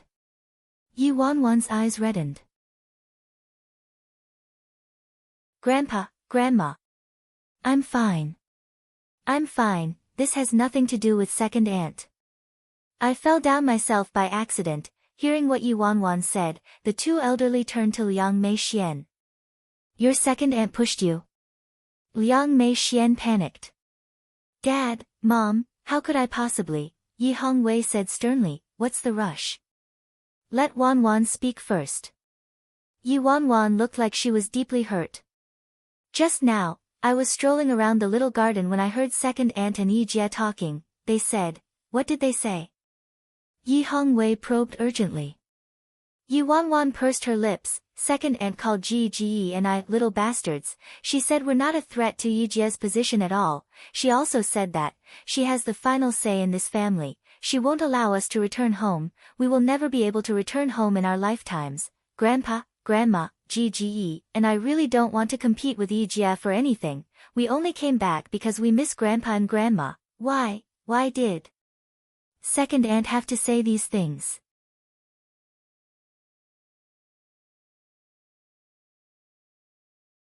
Chapter 802, Simply Out of This World. Yi Wanwan started sobbing. "Second aunt, she even threw the bracelet I gave her just now and said she disliked such cheap things and felt disgusted wearing it. I specifically bought it for her using an entire month's salary, so I was really mad and confronted her, but in the end, she pushed me, wretch." You're making this up." Liang Meixian was furious. She hurriedly turned to the 2 elderly and explained, "Dad, Mom, how could that be? I didn't push her at all. She was the one who slapped me twice." Tears started rolling down Yi Wanwan's cheeks. "Second aunt, you've got to speak with a conscience. If you didn't go overboard with your words, if you didn't say Grandpa and Grandma would die someday, why would I be so mad that I hit you? Also, if you didn't push me, then did I push myself to the ground? If you're not the one who threw that bracelet, then was I the one who pulled it off your wrist and threw it on the ground? Second aunt, you're being a big bully. Liang Mei Xian was dumbfounded. Her eyes widened and she nearly vomited blood from anger. She did fall over herself and she was the one who pulled the bracelet off my wrist then threw it on the ground, okay. She only called them little bastards, yet Yi Wanwan came up with so many other stories and drove a wedge between her and the two elderly with every word. The two elderly didn't quite believe what Yi Wanwan said at first, but listening up to this point and seeing the beads of jade scattered all over the floor, they were already 70% convinced.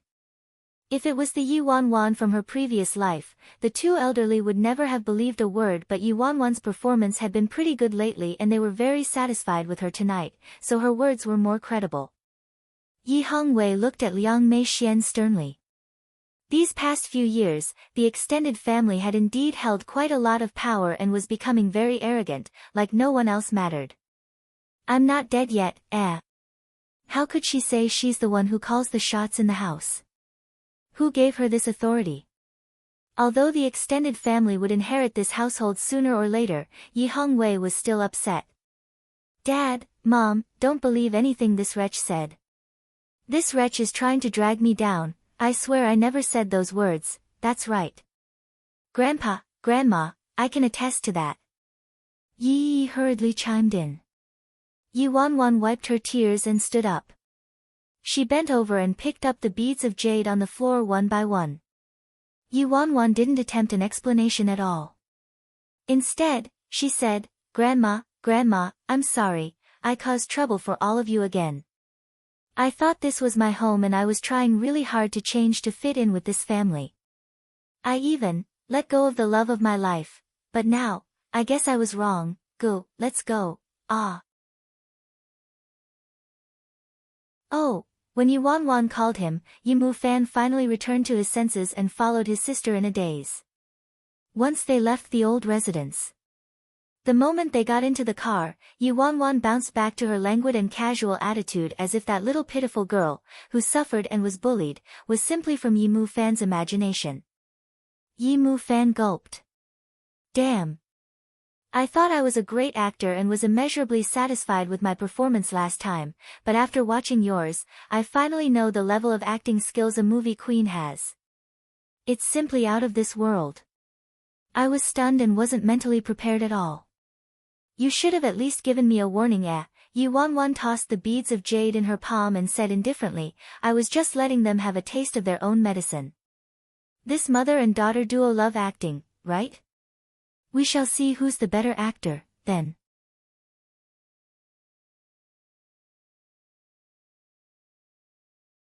Chapter 803, Get him drunk. Although Yi Hongwei was getting older, he still placed great importance on his status, and what Mei Xian said tonight was enough to sow a grudge in the old man's heart.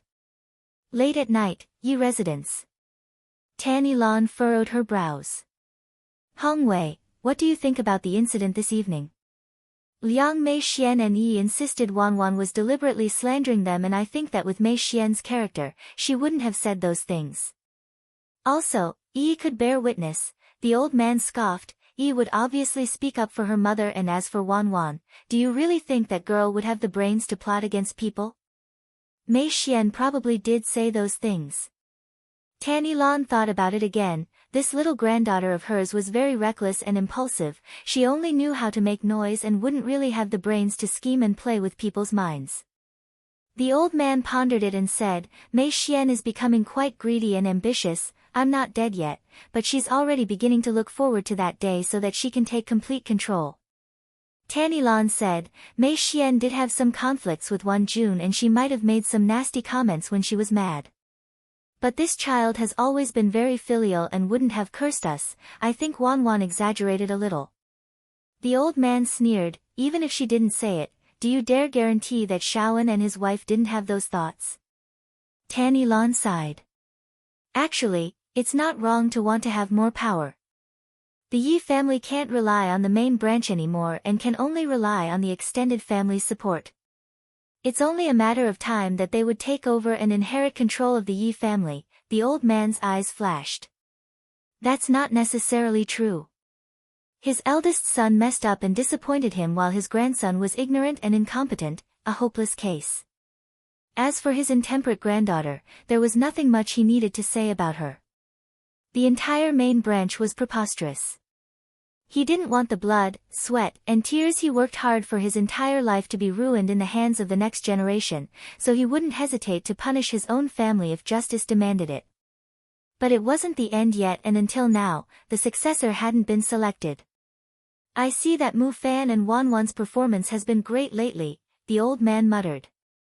Tanny Lan agreed, if Mu Fan could really come around, that would be best, but I'm afraid that with his character, he won't last long. It's not like this hasn't happened before. The old man said, don't rush, we'll wait and see. Pearl River Regal Riviera. After Yi Wanwan arrived at the apartment, she stopped the car and dropped Yi Mu Fan off. We're here. You can get off now.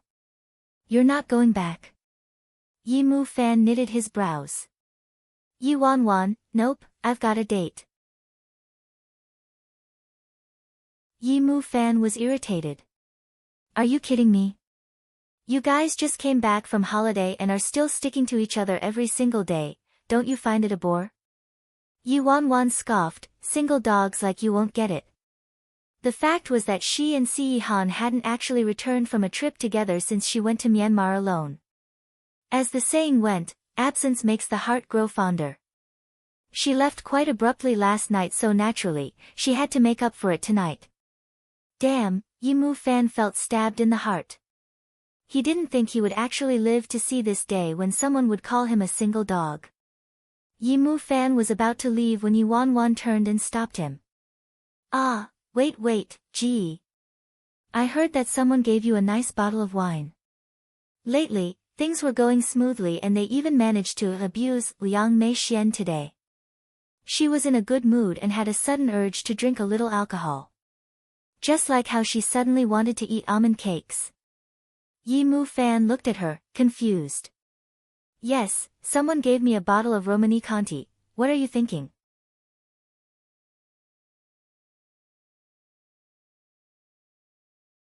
Chapter 804, I have you by my side. Yi Wanwan grinned.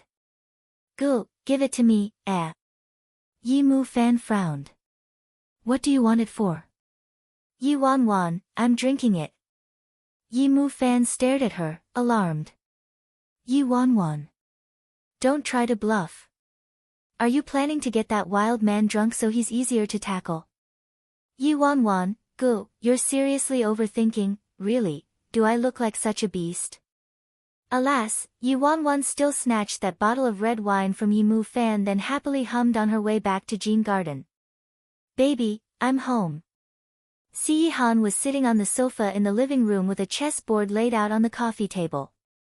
Upon hearing her voice, he placed a chess piece down lightly and lifted his gaze, looking towards her. Yi Wanwan changed her shoes while exclaiming excitedly, hee, darling, let me tell you something, I acted like a little white flower with a bitter fate and pissed Liang Mei Xian and Yi off so badly this evening. I think the Oscars owes me a little golden man. She rambled away when Si Han caught sight of something in her hands. What's that you're holding? Yi Wanwan suddenly felt a little guilty. It's wine. Si Han knitted his brows. Of course he knew it was wine. Yi Wanwan skipped over and coaxed him, don't frown, things went so smoothly for my first task in the company. Shouldn't we at least drink and celebrate? Si Han's expression was cold. There was no room for negotiation as he said, the contract. Yi Wanwan replied, fine, I know the contract stated I'm not allowed to drink, but I'm in a good mood and really want to drink a little. I swear I'll only drink a little. Si Han's mind didn't change at all. No way.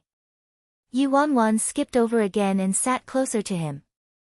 Ajio, you're not letting me drink because I have a low tolerance or because you're worried I won't be safe after I get drunk? No matter what the reason is, I'm with you right now and I have you by my side. What's the matter with drinking just a bit? Si Han, just a little. Yi Wanwan, I love you the most. Si Han pinched his brows, probably because she was breaking the rules. He seemed slightly vexed. Wait, Han grabbed his phone and called Su-yi. After Su-yi received the summons, he rushed over immediately. Ninth Master, what can I do for you? Han said coldly, tonight, make sure that all the maids, security guards and dark team guards in Jean Garden do not walk around, including yourself. Upon seeing how serious Han looked, Su-yi was instantly on guard. Ninth Master, did something happen? Han, how am I going to explain this? Before Han could reply, Yu Wanwan whined, I'm just going to drink a little wine. Why do you have to forbid everyone from moving around? Is there a relationship between these two things? When Su-yi heard what Yu Wanwan said, he was stunned and his face turned green. What? Miss Wanwan, you're going to drink? Upon seeing Su-yi's exaggerated reaction, Yu Wanwan was confused. Yep, I'm going to drink a little wine at home to celebrate. What's wrong? Why is he reacting this way? Ninth Master, I'll get it done straight away. Su-yi disappeared without a trace. Once he left the room, Su-yi started to call up every single department. Hello, Captain Feng, 11, tell everyone right now that nobody is allowed to appear tonight. No, nothing happened in Jean Garden, this is for everyone's personal safety.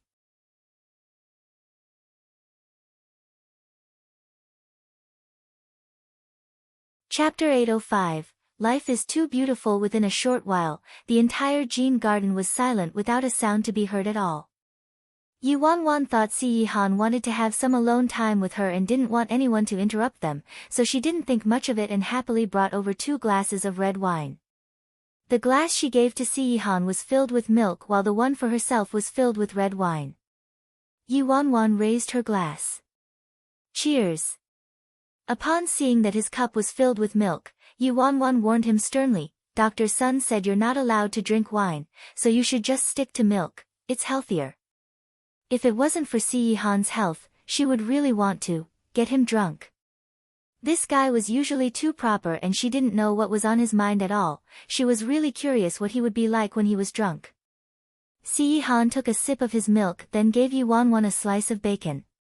The kitchen had already prepared an exquisite meal, and since Yu Wanwan hadn't eaten much at the old residence, she savored sipping her wine and enjoying the delicacies with a beautiful companion by her side. She felt that life was simply too beautiful. Why did I make myself suffer so much in my previous life? Although she was still in a crisis after she was reborn, she could now live freely and without restraint. She was very content with this already. Yu Wanwan rubbed her chin and swirled her glass of red wine. Ajo, can I ask you a question? Han, what is it? Yu Wanwan, I want to know why you had to imprison me. Is it just because I rebelled and escaped? When she recalled things that happened in her previous life and that assassination, she speculated that Han imprisoned her as a form of protection. Never mind, nothing much. Alas, Yu Wanwan didn't ask the question.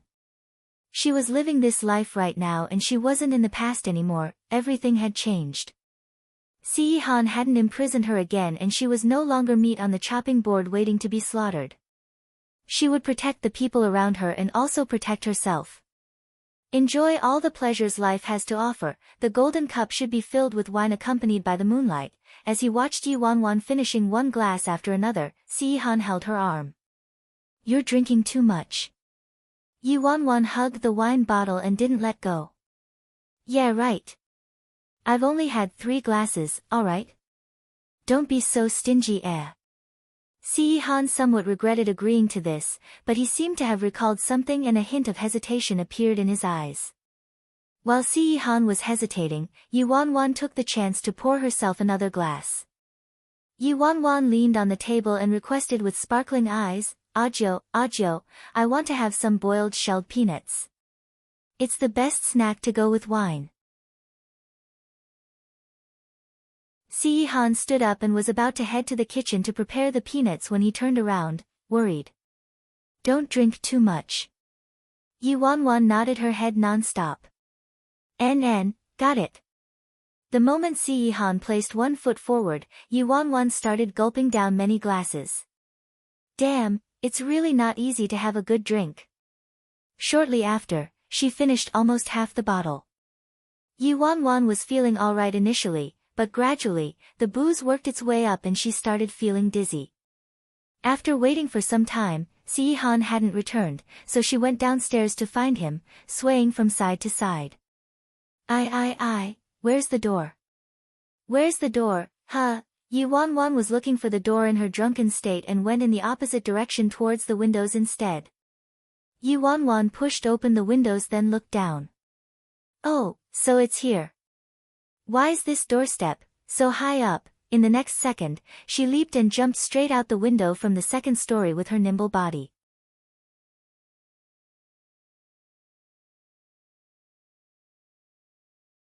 Chapter 806, Let's Sleep Together, alright? In the deepest part of the little grove in Jean Garden. The dark team guards, who were on duty, were struggling as they crouched together to take refuge. Captain, when can we return? Feng Xianyi scratched his head. I don't know, either, 11 sighed.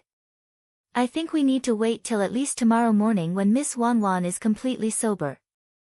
The others nodded and agreed, for our safety, we should stay out here longer.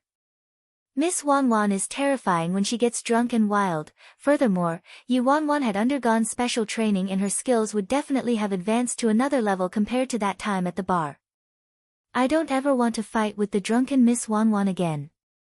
The garden and courtyard of Jean Garden were extremely huge. For the drunk Yi Wanwan, it was just like a maze. Probably because she had a bit of wine, she felt warm all over and her fists were itching. She really wanted to find someone to fight with. However, she had been walking around for a long time, yet she couldn't even find a shadow. Yi Wanwan was getting frustrated. Annoying, why isn't there anyone here? Yi Wanwan was walking around, intoxicated. Suddenly, she saw a big ball of silvery white hair under the tree. Ah! That is. Yi Wanwan was instantly attracted to the silvery white and fluffy object that her eyes lit up immediately. She skipped towards the big tree and jogged over swiftly. After she got closer, all she saw was a big white tiger with silvery white hair lying under the big tree, sleeping. The white tiger looked sleek and shiny.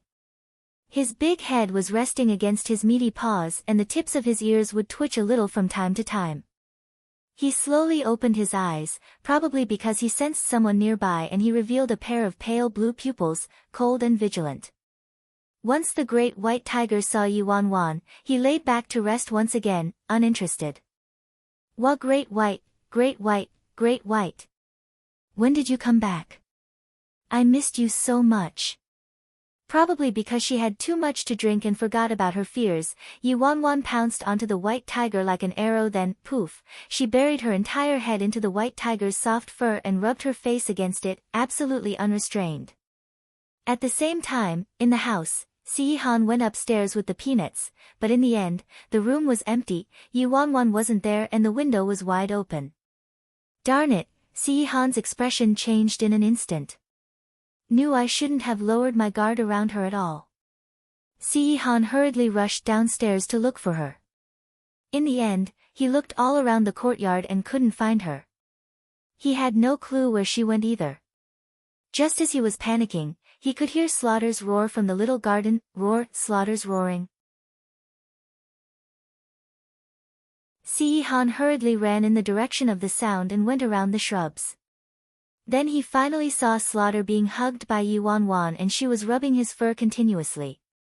In just a moment, Slaughter's sleek and smooth hair was a mess from all the touching and rubbing, and he looked like he was on the verge of swallowing her up. Roar, dumb humans, can't you see what your woman is doing? I'm completely defiled. Yi Wanwan rolled around on Great White's body. Ah. Great White, you're so soft, so comfy. Great White, let's sleep together tonight, alright? Si-han looked at the scene in front of him and he was about to break down. He had given everyone the heads up but forgot there was still a white tiger on the loose.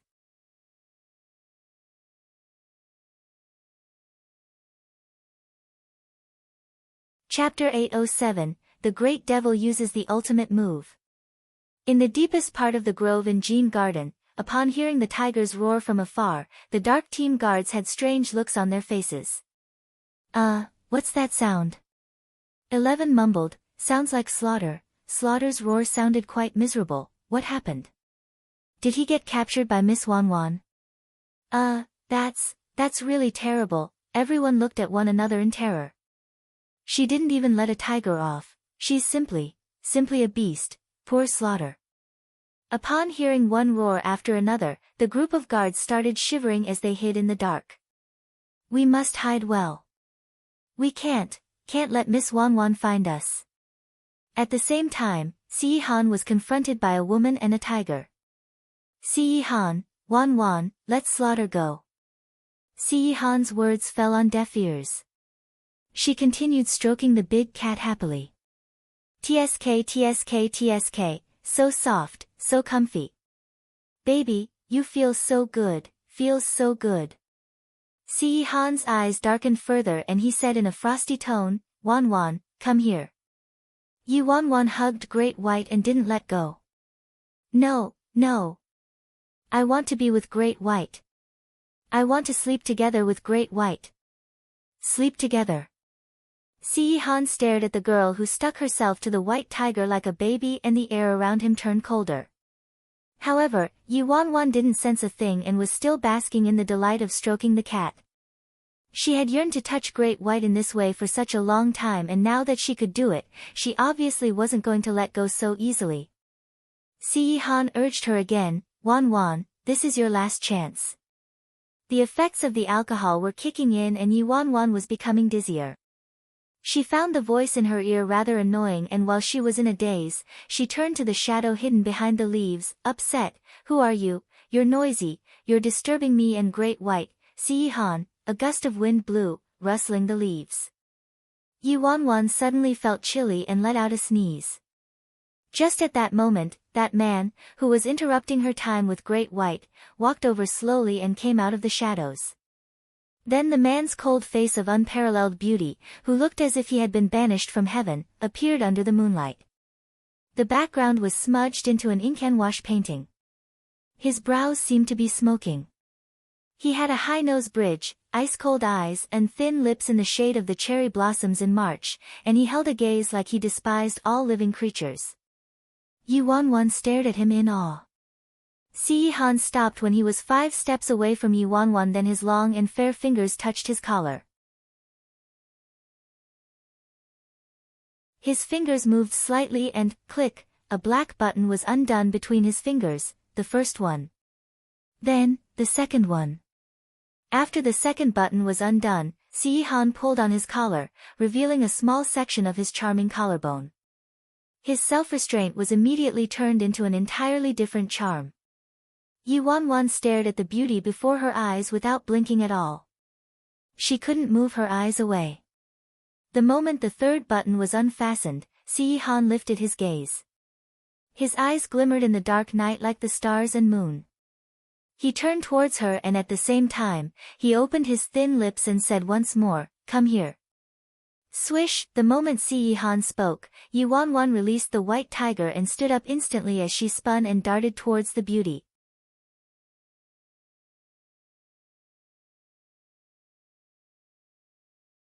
Chapter 808, Why don't we do something meaningful? After seeing Si Han's face, Yi Wan Wan's attitude changed 180 degrees and she even tossed Great White to the back of her mind. The white tiger took this opportunity to escape and disappeared into the night. Seeing that Yi Wan Wan had abandoned the white tiger and ran over, Si Han's expression finally turned gentler.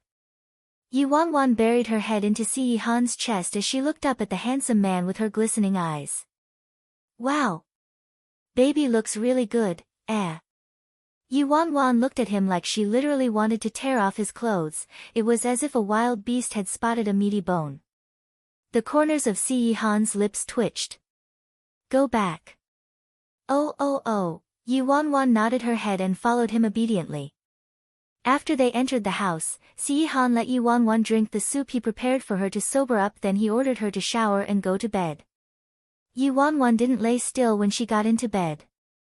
At this moment, the effects of the alcohol completely overcame her and the soup she drank wasn't effective at all. Yuanwan placed her head on her arm and laid in bed, intoxicated. Sihan was currently taking his clothes off. Yuanwan stared at him without blinking at all. Wherever he went, her eyes followed.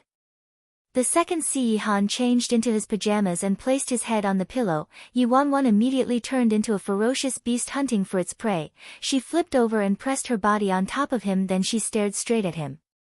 Handsome, you're very good looking. What's your name?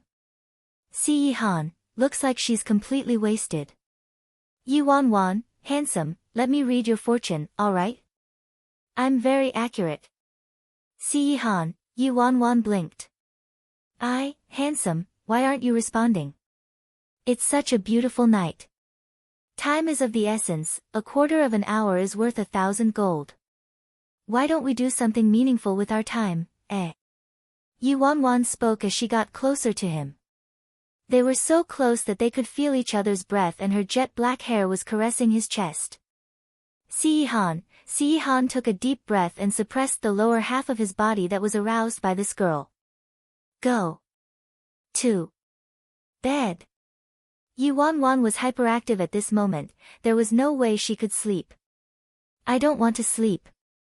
I want to bed you. Swish, and the sky was spinning. In the very next second, Yuanwan was pressed against the bed instead. Sihan's breathing got heavier as he gritted his teeth and he glared at the girl underneath him. Yuanwan stared at his ice-cold face that was stained with anger. She had a puzzled look and tilted her head as she asked him, Handsome, why do you look so familiar? Have I met you somewhere before? When Sihan heard that, his eyes constricted. Really? Yuanwan nodded seriously. Yes, handsome, you look like my kid's father, oh. Sihan's face was as black as the underside of a pot. Since when did she have a kid? Sihan took the blanket and bundled Yuanwan up tightly, only leaving her little head outside, and ordered her, sleep. Yuanwan was wrapped up like a dumpling. Handsome, what are you doing? I was serious, you don't believe me. Why don't we create one now, huh? Sihan, shut up. Yuanwan, Sihan couldn't tolerate this anymore and he covered her mouth, preventing her from speaking at all.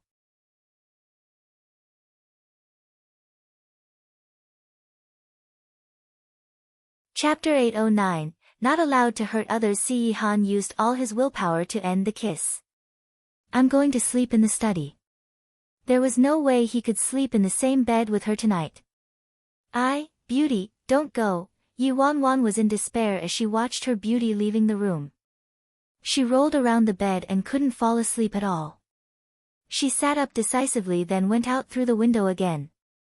Jean Garden, in the grove, the dark team guards were sighing. It's already midnight, can't we go back yet? I don't know, should we call housekeeper Sue and ask? Aren't we making a big deal out of this, huh?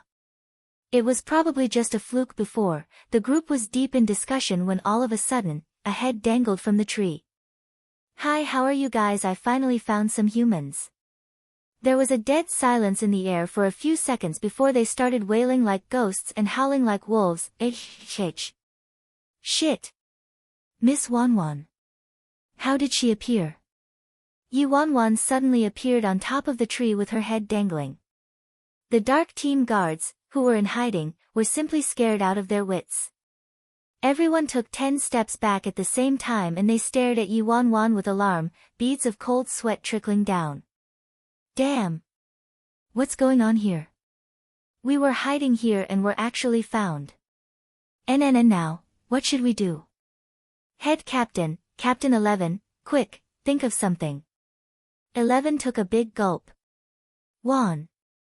Miss Wanwan, why are you here? It's really late now, you better go back and rest. Swish, Yuanwan jumped off the tree. Her eyes narrowed as she scanned the group. I remember all of you, you guys are the people who beat me up last time. Why don't we continue where we left off? Everyone. She must have made a mistake. Who actually beat people up, huh? Even if you're itching for a fight, you didn't have to use this excuse, right? Before anyone could react, Yi Wanwan was already charging towards them at lightning speed. Yi Wanwan was already terrifying to begin with, but after drinking, it was as if a seal was broken and her strength was off the charts. Very soon, the grove was filled with sounds of grief from all around. Diabolical. We already hid all the way out here, yet we still couldn't hide from her. Teacher, stop fighting, Feng Xianyi stumbled and tried to stop her. Yi Wanwan attacked anyone who came in her path. In other people's eyes, the two of them were just sparring, but Feng Xianyi's expression changed subtly in the dark. This woman took on 3 moves of mine that used all my strength. After all, the fight was in full view and Feng Xianyi didn't want to keep testing her strength. He held back and was sent flying with a kick. Yi Wanwan was having so much fun, but suddenly, a deep hoarse voice came from behind her, Wanwan. Upon hearing that familiar voice, all the dark team guards turned to that person. 9th Master. Currently, Yi Wanwan had 1 guard wrapped around her arm and another one under her foot. When she saw the person coming towards her, her eyes lit up. Beauty. Si Yihan stared at Yi Wanwan, who sneaked out the second he wasn't paying attention, and his face turned gloomy. Go back to bed. Yi Wanwan pouted and looked very unwilling. Then are you going to keep me company? Si Yihan remained silent for 2 seconds before he said, Forget it. If I don't want her to hurt others, I have to sacrifice myself.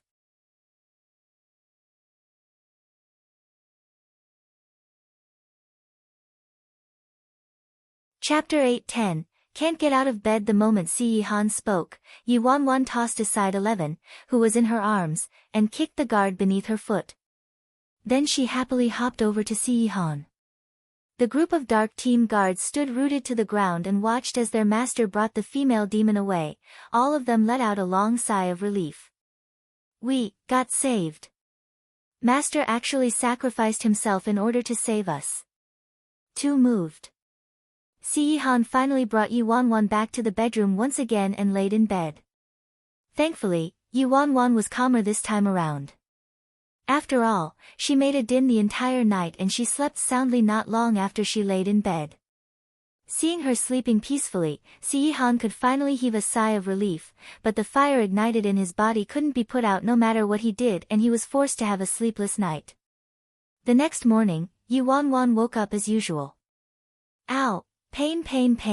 Yi Wanwan immediately felt the familiar aches all over her body. Why does it feel like I got beaten up the day after I drink, huh? While she was mumbling, she realized Si Yihan was fast asleep next to her. It was rare for Si Yihan to wake up later than her. Yi Wanwan didn't wake him up. She got out of bed silently and showered before heading downstairs to train. She bumped into Su Yi the second she stepped into the courtyard. Upon seeing Yi Wanwan, Su Yi nearly turned around and ran away reflexively, but thankfully, he controlled himself. Cough, good morning, Miss Wanwan. Morning, housekeeper Su. Su Yi glanced behind Yi Wanwan.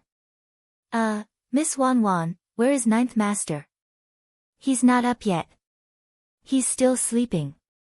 Yi Wanwan replied. Su Yi, 11, Feng Xianyi and the rest of the guards who had their ears pricked up and were eavesdropping. It's so late and he's not up yet. What exactly did Miss Wanwan do to 9th Master last night? Yi Wanwan scratched her head and was confused. Why is Su Yi looking at me weirdly, Dazzling media. In the office, Yi Wanwan had a great time drinking last night and felt refreshed and energized to get back to work. She started reading news related to Terrifying Dragon 2. Currently, this drama series was already halfway through broadcasting and Luo Chen had exploded in fame. Even though he was the supporting actor in the drama, viewership was very high whenever he appeared in an episode.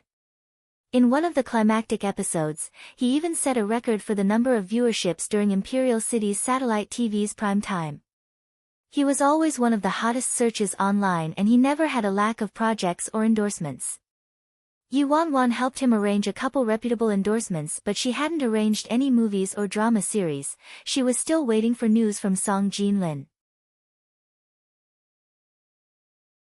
Although he was rising in fame and it was the perfect opportunity for him to make big bucks, as it would be a waste to not do anything, Yu Wanwan believed Song Jin-lin's script was worth the wait. Yu Wanwan was busying herself when a knock came at the door.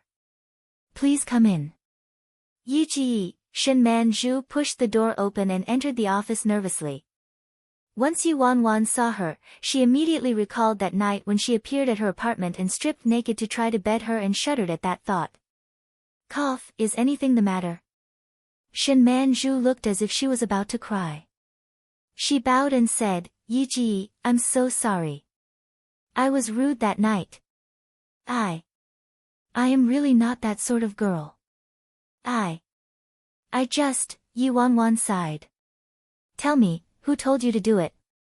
If someone hadn't told her anything, she wouldn't have made such a drastic change within a day. Shen Man-ju betrayed Gong Su without hesitation. "It was Gong Su. He told me that you like it." Yu Wanwan, "Like what?" Shen Man-ju, "You like girls who are wilder, and he also said the wilder, the better. You'd like it if I was more open and direct." Yu Wanwan, "That little bastard."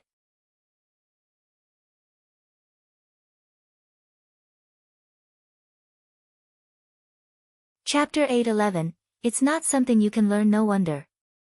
She wondered why Shen Man-ju would be so open all of a sudden. So it was that bastard who was behind this. Slam, the office door was shoved open by someone. Gong Su rushed inside like a gust of wind. "Mina-san." "Ohio. Yi Ji, you're finally back.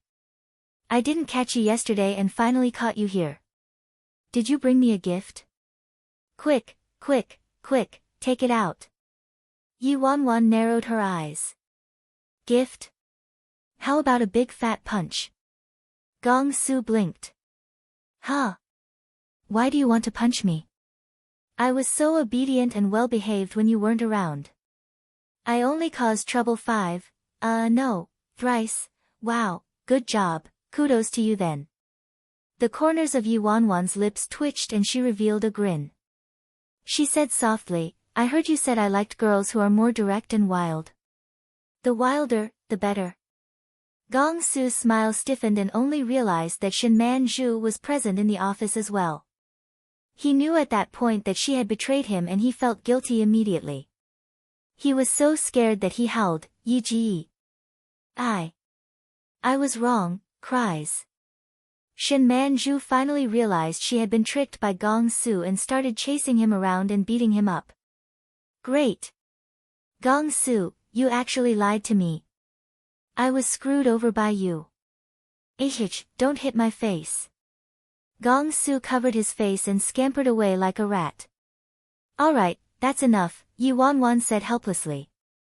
The two of them stopped, panting heavily. At this moment, Gong Su didn't forget to fish for some juicy gossip as he leaned over to Shen Man-ju and asked, Shen Man-ju, you really tried it? What did you do?" Shen Man-ju wanted to strangle him to death. She gritted her teeth, stared at him and whispered, "I stripped naked completely," yet Yi Ji didn't even react at all. It was so embarrassing. "It's all your fault." Wow, so explosive, Gong Su was surprised. He didn't react at all even when she was stark naked. It's over, it's over. At first, he wanted to pull Yi Ji back, but didn't think Yi Ji would be so gay that he couldn't get any more gay.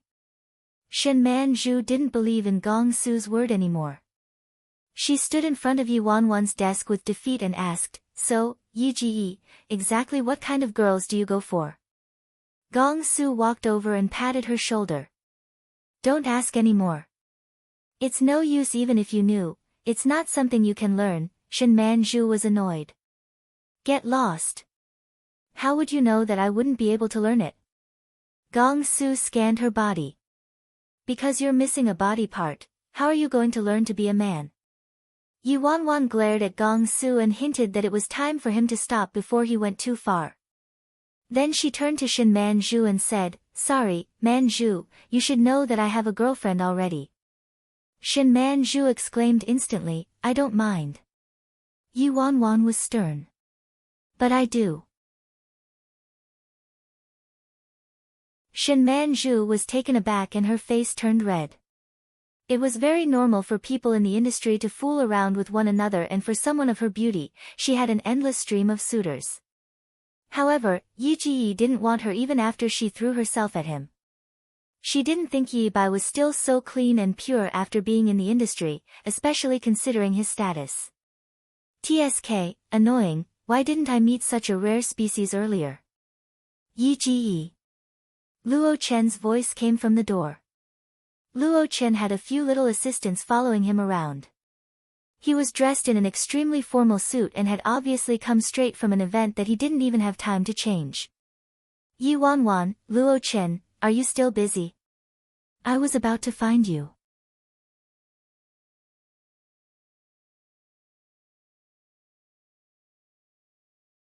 Chapter 8:12. Who has the guts to replace the manager? The second Yi Wanwan stood up, she felt a cramp in her calf and she knitted her brows. Why does my entire body ache so badly whenever I drink? Even my legs are cramping up this time. What exactly did I do? Yi Ji, what's wrong? Luo Chen hurriedly asked. Yi Wanwan replied casually, nothing. I might have exercised too hard, my leg is cramping up a little. Yi Ji, take a seat. Luo Chen spoke while helping Yi Wanwan sit. He then hurriedly rolled up the sleeves of his expensive suit and knelt down in front of Yi Wanwan as he massaged her calf gently. Seeing Luo Chen massaging her leg, Yi Wanwan said, Luo Chen, I'm fine, you don't have to do this. Things were very different for Luo Chen now. He was rising in fame and was one of the hottest stars who nobody even dared to approach. Everywhere he went, people respected and admired him. However, no matter what his status was, he never changed his attitude towards her, but instead, he was becoming even more respectful. Luo Chen's face was uncommonly stern. Yi Ji, sit properly. Don't move. Yi Wanwan didn't have a choice and could only sit still. Luo Chen's massage was quite professional, and not long afterward, Yi Wanwan felt her muscles becoming less tense. Next to them, Gong Su got mad when he saw this scene and he whined, Hey, asshole, asshole. Luo Chen, you're a bootlicker. This is crazy. You only know how to fight with me for attention. Yi Ji won't be fooled by your little tricks. I'll always be Yi Ji's favorite baby. Seeing Gong Su relapsing, Yi Wanwan was speechless. Gong Su was sulking when his phone got a WeChat notification. He tapped the message to take a look and got excited. Wah, Yi Ji, you're going to be promoted, eh?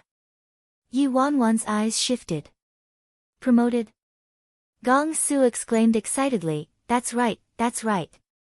Tang Xinghua received insider news that the former vice president's been transferred and you're going to be promoted to be Dazzling Media's vice president. You'll start your new post immediately. Hearing the news that she was going to be promoted, Yi Wanwan's face fell instead.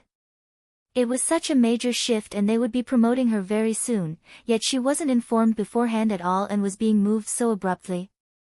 When Luo Chen heard that, he asked, since Yi Ji will be promoted to be the vice president, who's going to replace Yi Ji as the director of talent recruitment? Let me ask. Gong Su picked up his phone and sent Tang Xinghua a text. A moment later, he received a reply. He heard that Kai Yongsheng, a manager from Worldwide Entertainment, Chu Hongguang's nephew, will be the one. Damn, that's so annoying, why is he relying on his family relations? The little assistant next to Gong Su was somewhat speechless. She thought to herself, you're the one who relies on your family relations the most, alright? However, Gong Su had fallen out with his family and could no longer rely on his connections. Thankfully, he was still quite popular, and as long as he didn't cause any trouble, there shouldn't be any problems for now. Yi Wanwan thought and murmured to herself, Kai Yongsheng, it was him indeed, and he appeared sooner than she thought. TSK, it sounded really nice when they called it a promotion, but it was more like a demotion than a promotion as they seized power from her hands and she didn't even need to think to know what that sly old fox, Chu Hongguang, was up to. He simply wanted nothing more than to take everything away from her, bit by bit. The promotion was perhaps only the beginning. Luo Chen's pupils constricted. Are you sure it's only a change in position? There won't be a change in who's managing us, right? When Gong Su heard that, he froze and said immediately, obviously that's impossible. Who has the guts to replace the manager I picked, huh?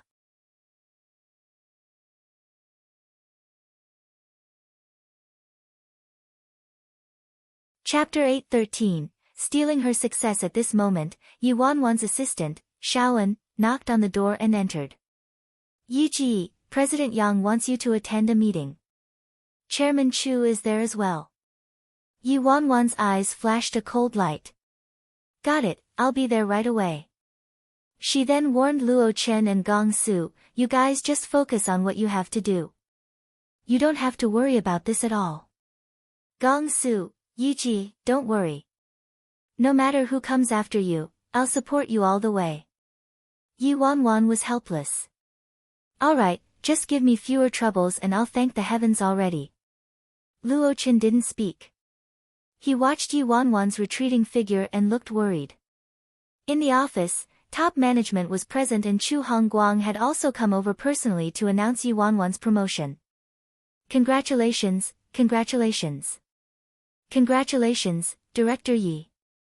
Oh, no, it should be Vice President Yi now. Congratulations, Vice President Yi. Everybody was congratulating her, but there was a deeper understanding in their eyes.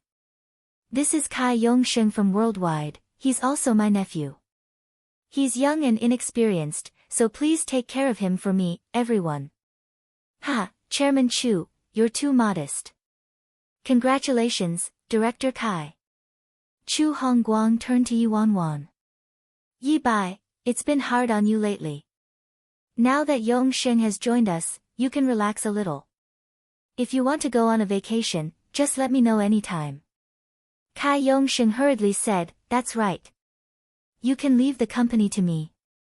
Yi Wanwan forced a smile and didn't say much aside from, thank you, Chairman Chu. The meeting came to an end as everyone left with various thoughts of their own. Chu Hongguang asked Yi Wanwan to stay and spoke to her privately for a while. The talk was basically to remind her of his powers so that she would be obedient. Downstairs, in Yi Wanwan's office, Kai Yongsheng brought an assistant with him, a beautiful newcomer, and strutted into Yi Wanwan's office. Then he sat his butt down on the chair behind the desk. Where's the work schedule for today? Bring it to me. Yi Wanwan's assistant was in a difficult place. This, Director Kai, it's your first day of work. Shouldn't Director Yi be the one who hands the tasks over to you? Kai Yongsheng's eyes turned stern. Who's the director here, me or you? Do I need you to teach me how to work? The little assistant was so frightened that she shrunk and said helplessly, Director Yi is meeting the chief editor of Beauty magazine, Mr. Liang, later at noon. He should be arriving any time now. Just as she was speaking, there was a knock on the door. Upon seeing that person, Kai Yongsheng stood up instantly and walked over to Liang Chong. Aya, so you're Liang Chong, the chief editor of Beauty magazine, right? It's an honor to meet you at last. Liang Chong looked at Kai Yongsheng suspiciously and asked, you are? Kai Yongsheng grinned widely. I'm the director of the talent recruitment department at Dazzling Media, Kai Yongsheng. Liang Chong glanced at the little assistant instinctively. Isn't the director of the talent recruitment? Kai Yongsheng smiled. Director Yi Bai has already been transferred. From today onwards, I'll be in charge of all the collaboration matters, so Mr. Liang, you can just liaise with me directly. Kai Yongsheng spoke while he called out to his new assistant, Xiao Chen, book a restaurant. Yes, Director Kai. Chief Editor Liang, this way, please. We'll discuss while we eat. Kai Yongsheng didn't give the little assistant a chance to speak at all and took Liang Chong away eagerly.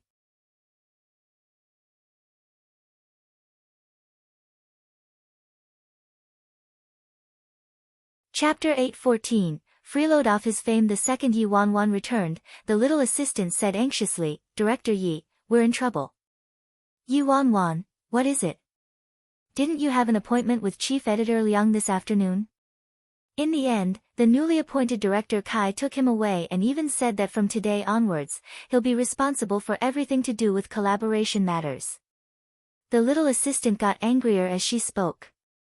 Yi Ji, this Kai Yongsheng is too much. You were obviously the one who successfully clinched the deal, and even if you transferred, you should still be the one to complete this. How could he snatch it away like that? Wouldn't all the credit go to him then? Yi Wanwan didn't show any change in her facial expression at all after hearing that the deal she worked on over the past month had been intercepted midway. She said indifferently, he has the ability to snatch it over, but does he have the ability to swallow it down? Imperial City, in a booth at a high-class restaurant, Chief Editor Liang, let me introduce you to a newbie under me, Lucy Yang. Lucy, quick, get a glass of wine for Chief Editor Liang. Beauty is the #1 fashion magazine now, and even the well-known fashion magazine, Vivi, was overtaken by it. Many people yearn to be in the magazine. Kai Yongsheng eagerly got all the beauties and newbies under him to drink with him. Everyone liked hearing praise, and it was no different for Liang Chong. He replied gleefully, Director Kai, you flatter me. Chief Editor Liang, you don't have to be so humble, I'm only speaking the truth. Ha! Kai Yongsheng spoke while he hinted at the female artists with his eyes. Lucy Yang immediately caught on. She raised her glass and walked towards Liang Chong as she sat very close to him. Chief Editor Liang, cheers. After 3 rounds of drinks, Kai Yongsheng used all sorts of bootlicking to make Liang Chong happy, and he took this chance to say, Chief Editor Liang, Lucy is the top newbie we have at Dazzling Media this year. We'll be pushing her for many projects and all resources will go to her first. She just acted in a female lead role and will definitely rise in popularity in the future. Perhaps you could let Lucy try out for the cover of this upcoming issue. Listening up to this point, Liang Chong knitted his brows. Drinking was a separate matter and he would never be sloppy with his work. Since he was able to reach the position of chief editor, he obviously wasn't a fool who would simply believe the words of others. The newcomers this year were like a school of carp moving down a stream. This Lucy Yang was just one of many, and although there were many resources raining down, they were still insufficient. She wasn't qualified enough to be on his magazine, and if he had known sooner that Dazzling's director was preparing to push this kind of artist to him, he wouldn't have shown up for this meal. Liang Chong said indifferently, Director Kai, I think you might have made a mistake somewhere. Previously, I discussed this with Director Yi and agreed to let Gong Su be on the cover of the magazine. I already thought of a theme specifically for him, yet suddenly, you're saying you want a change of artist. I'm afraid I can't go on with this contract, Kai Yongsheng coughed lightly and said, Chief Editor Liang, don't be anxious. Of course, I wouldn't want to breach the contract and have such a drastic switch in the artist. What I meant was that you could perhaps get Lucy to appear on the cover with Gong Su. How the public perceives Gong Su is very well known, but lately, he's had a change in attitude and cultivated his moral character. He doesn't have a girlfriend at all and there isn't any gossip circulating about him lately, so the public is extremely curious about him. Think about it, what if some gossip spread during this period? Wouldn't it elicit greater enthusiasm from the public? By then, your magazine would sell out everywhere. Kai Yongsheng's hint was already very obvious. Not only did he want to snatch Yi Wanwan's credit, but he also wanted to lower Gong Su's fame and use Gong Su to bring his own newbie up. You're tuning in to the Blissful Bookshelf YouTube channel. We're so grateful for your support and don't forget to subscribe to join us on this incredible journey through captivating stories. Your generosity through donations truly makes a world of difference, as it's the primary source of revenue that allows me to expand and enhance this channel for you. Thank you from the bottom of my heart for being a part of this adventure.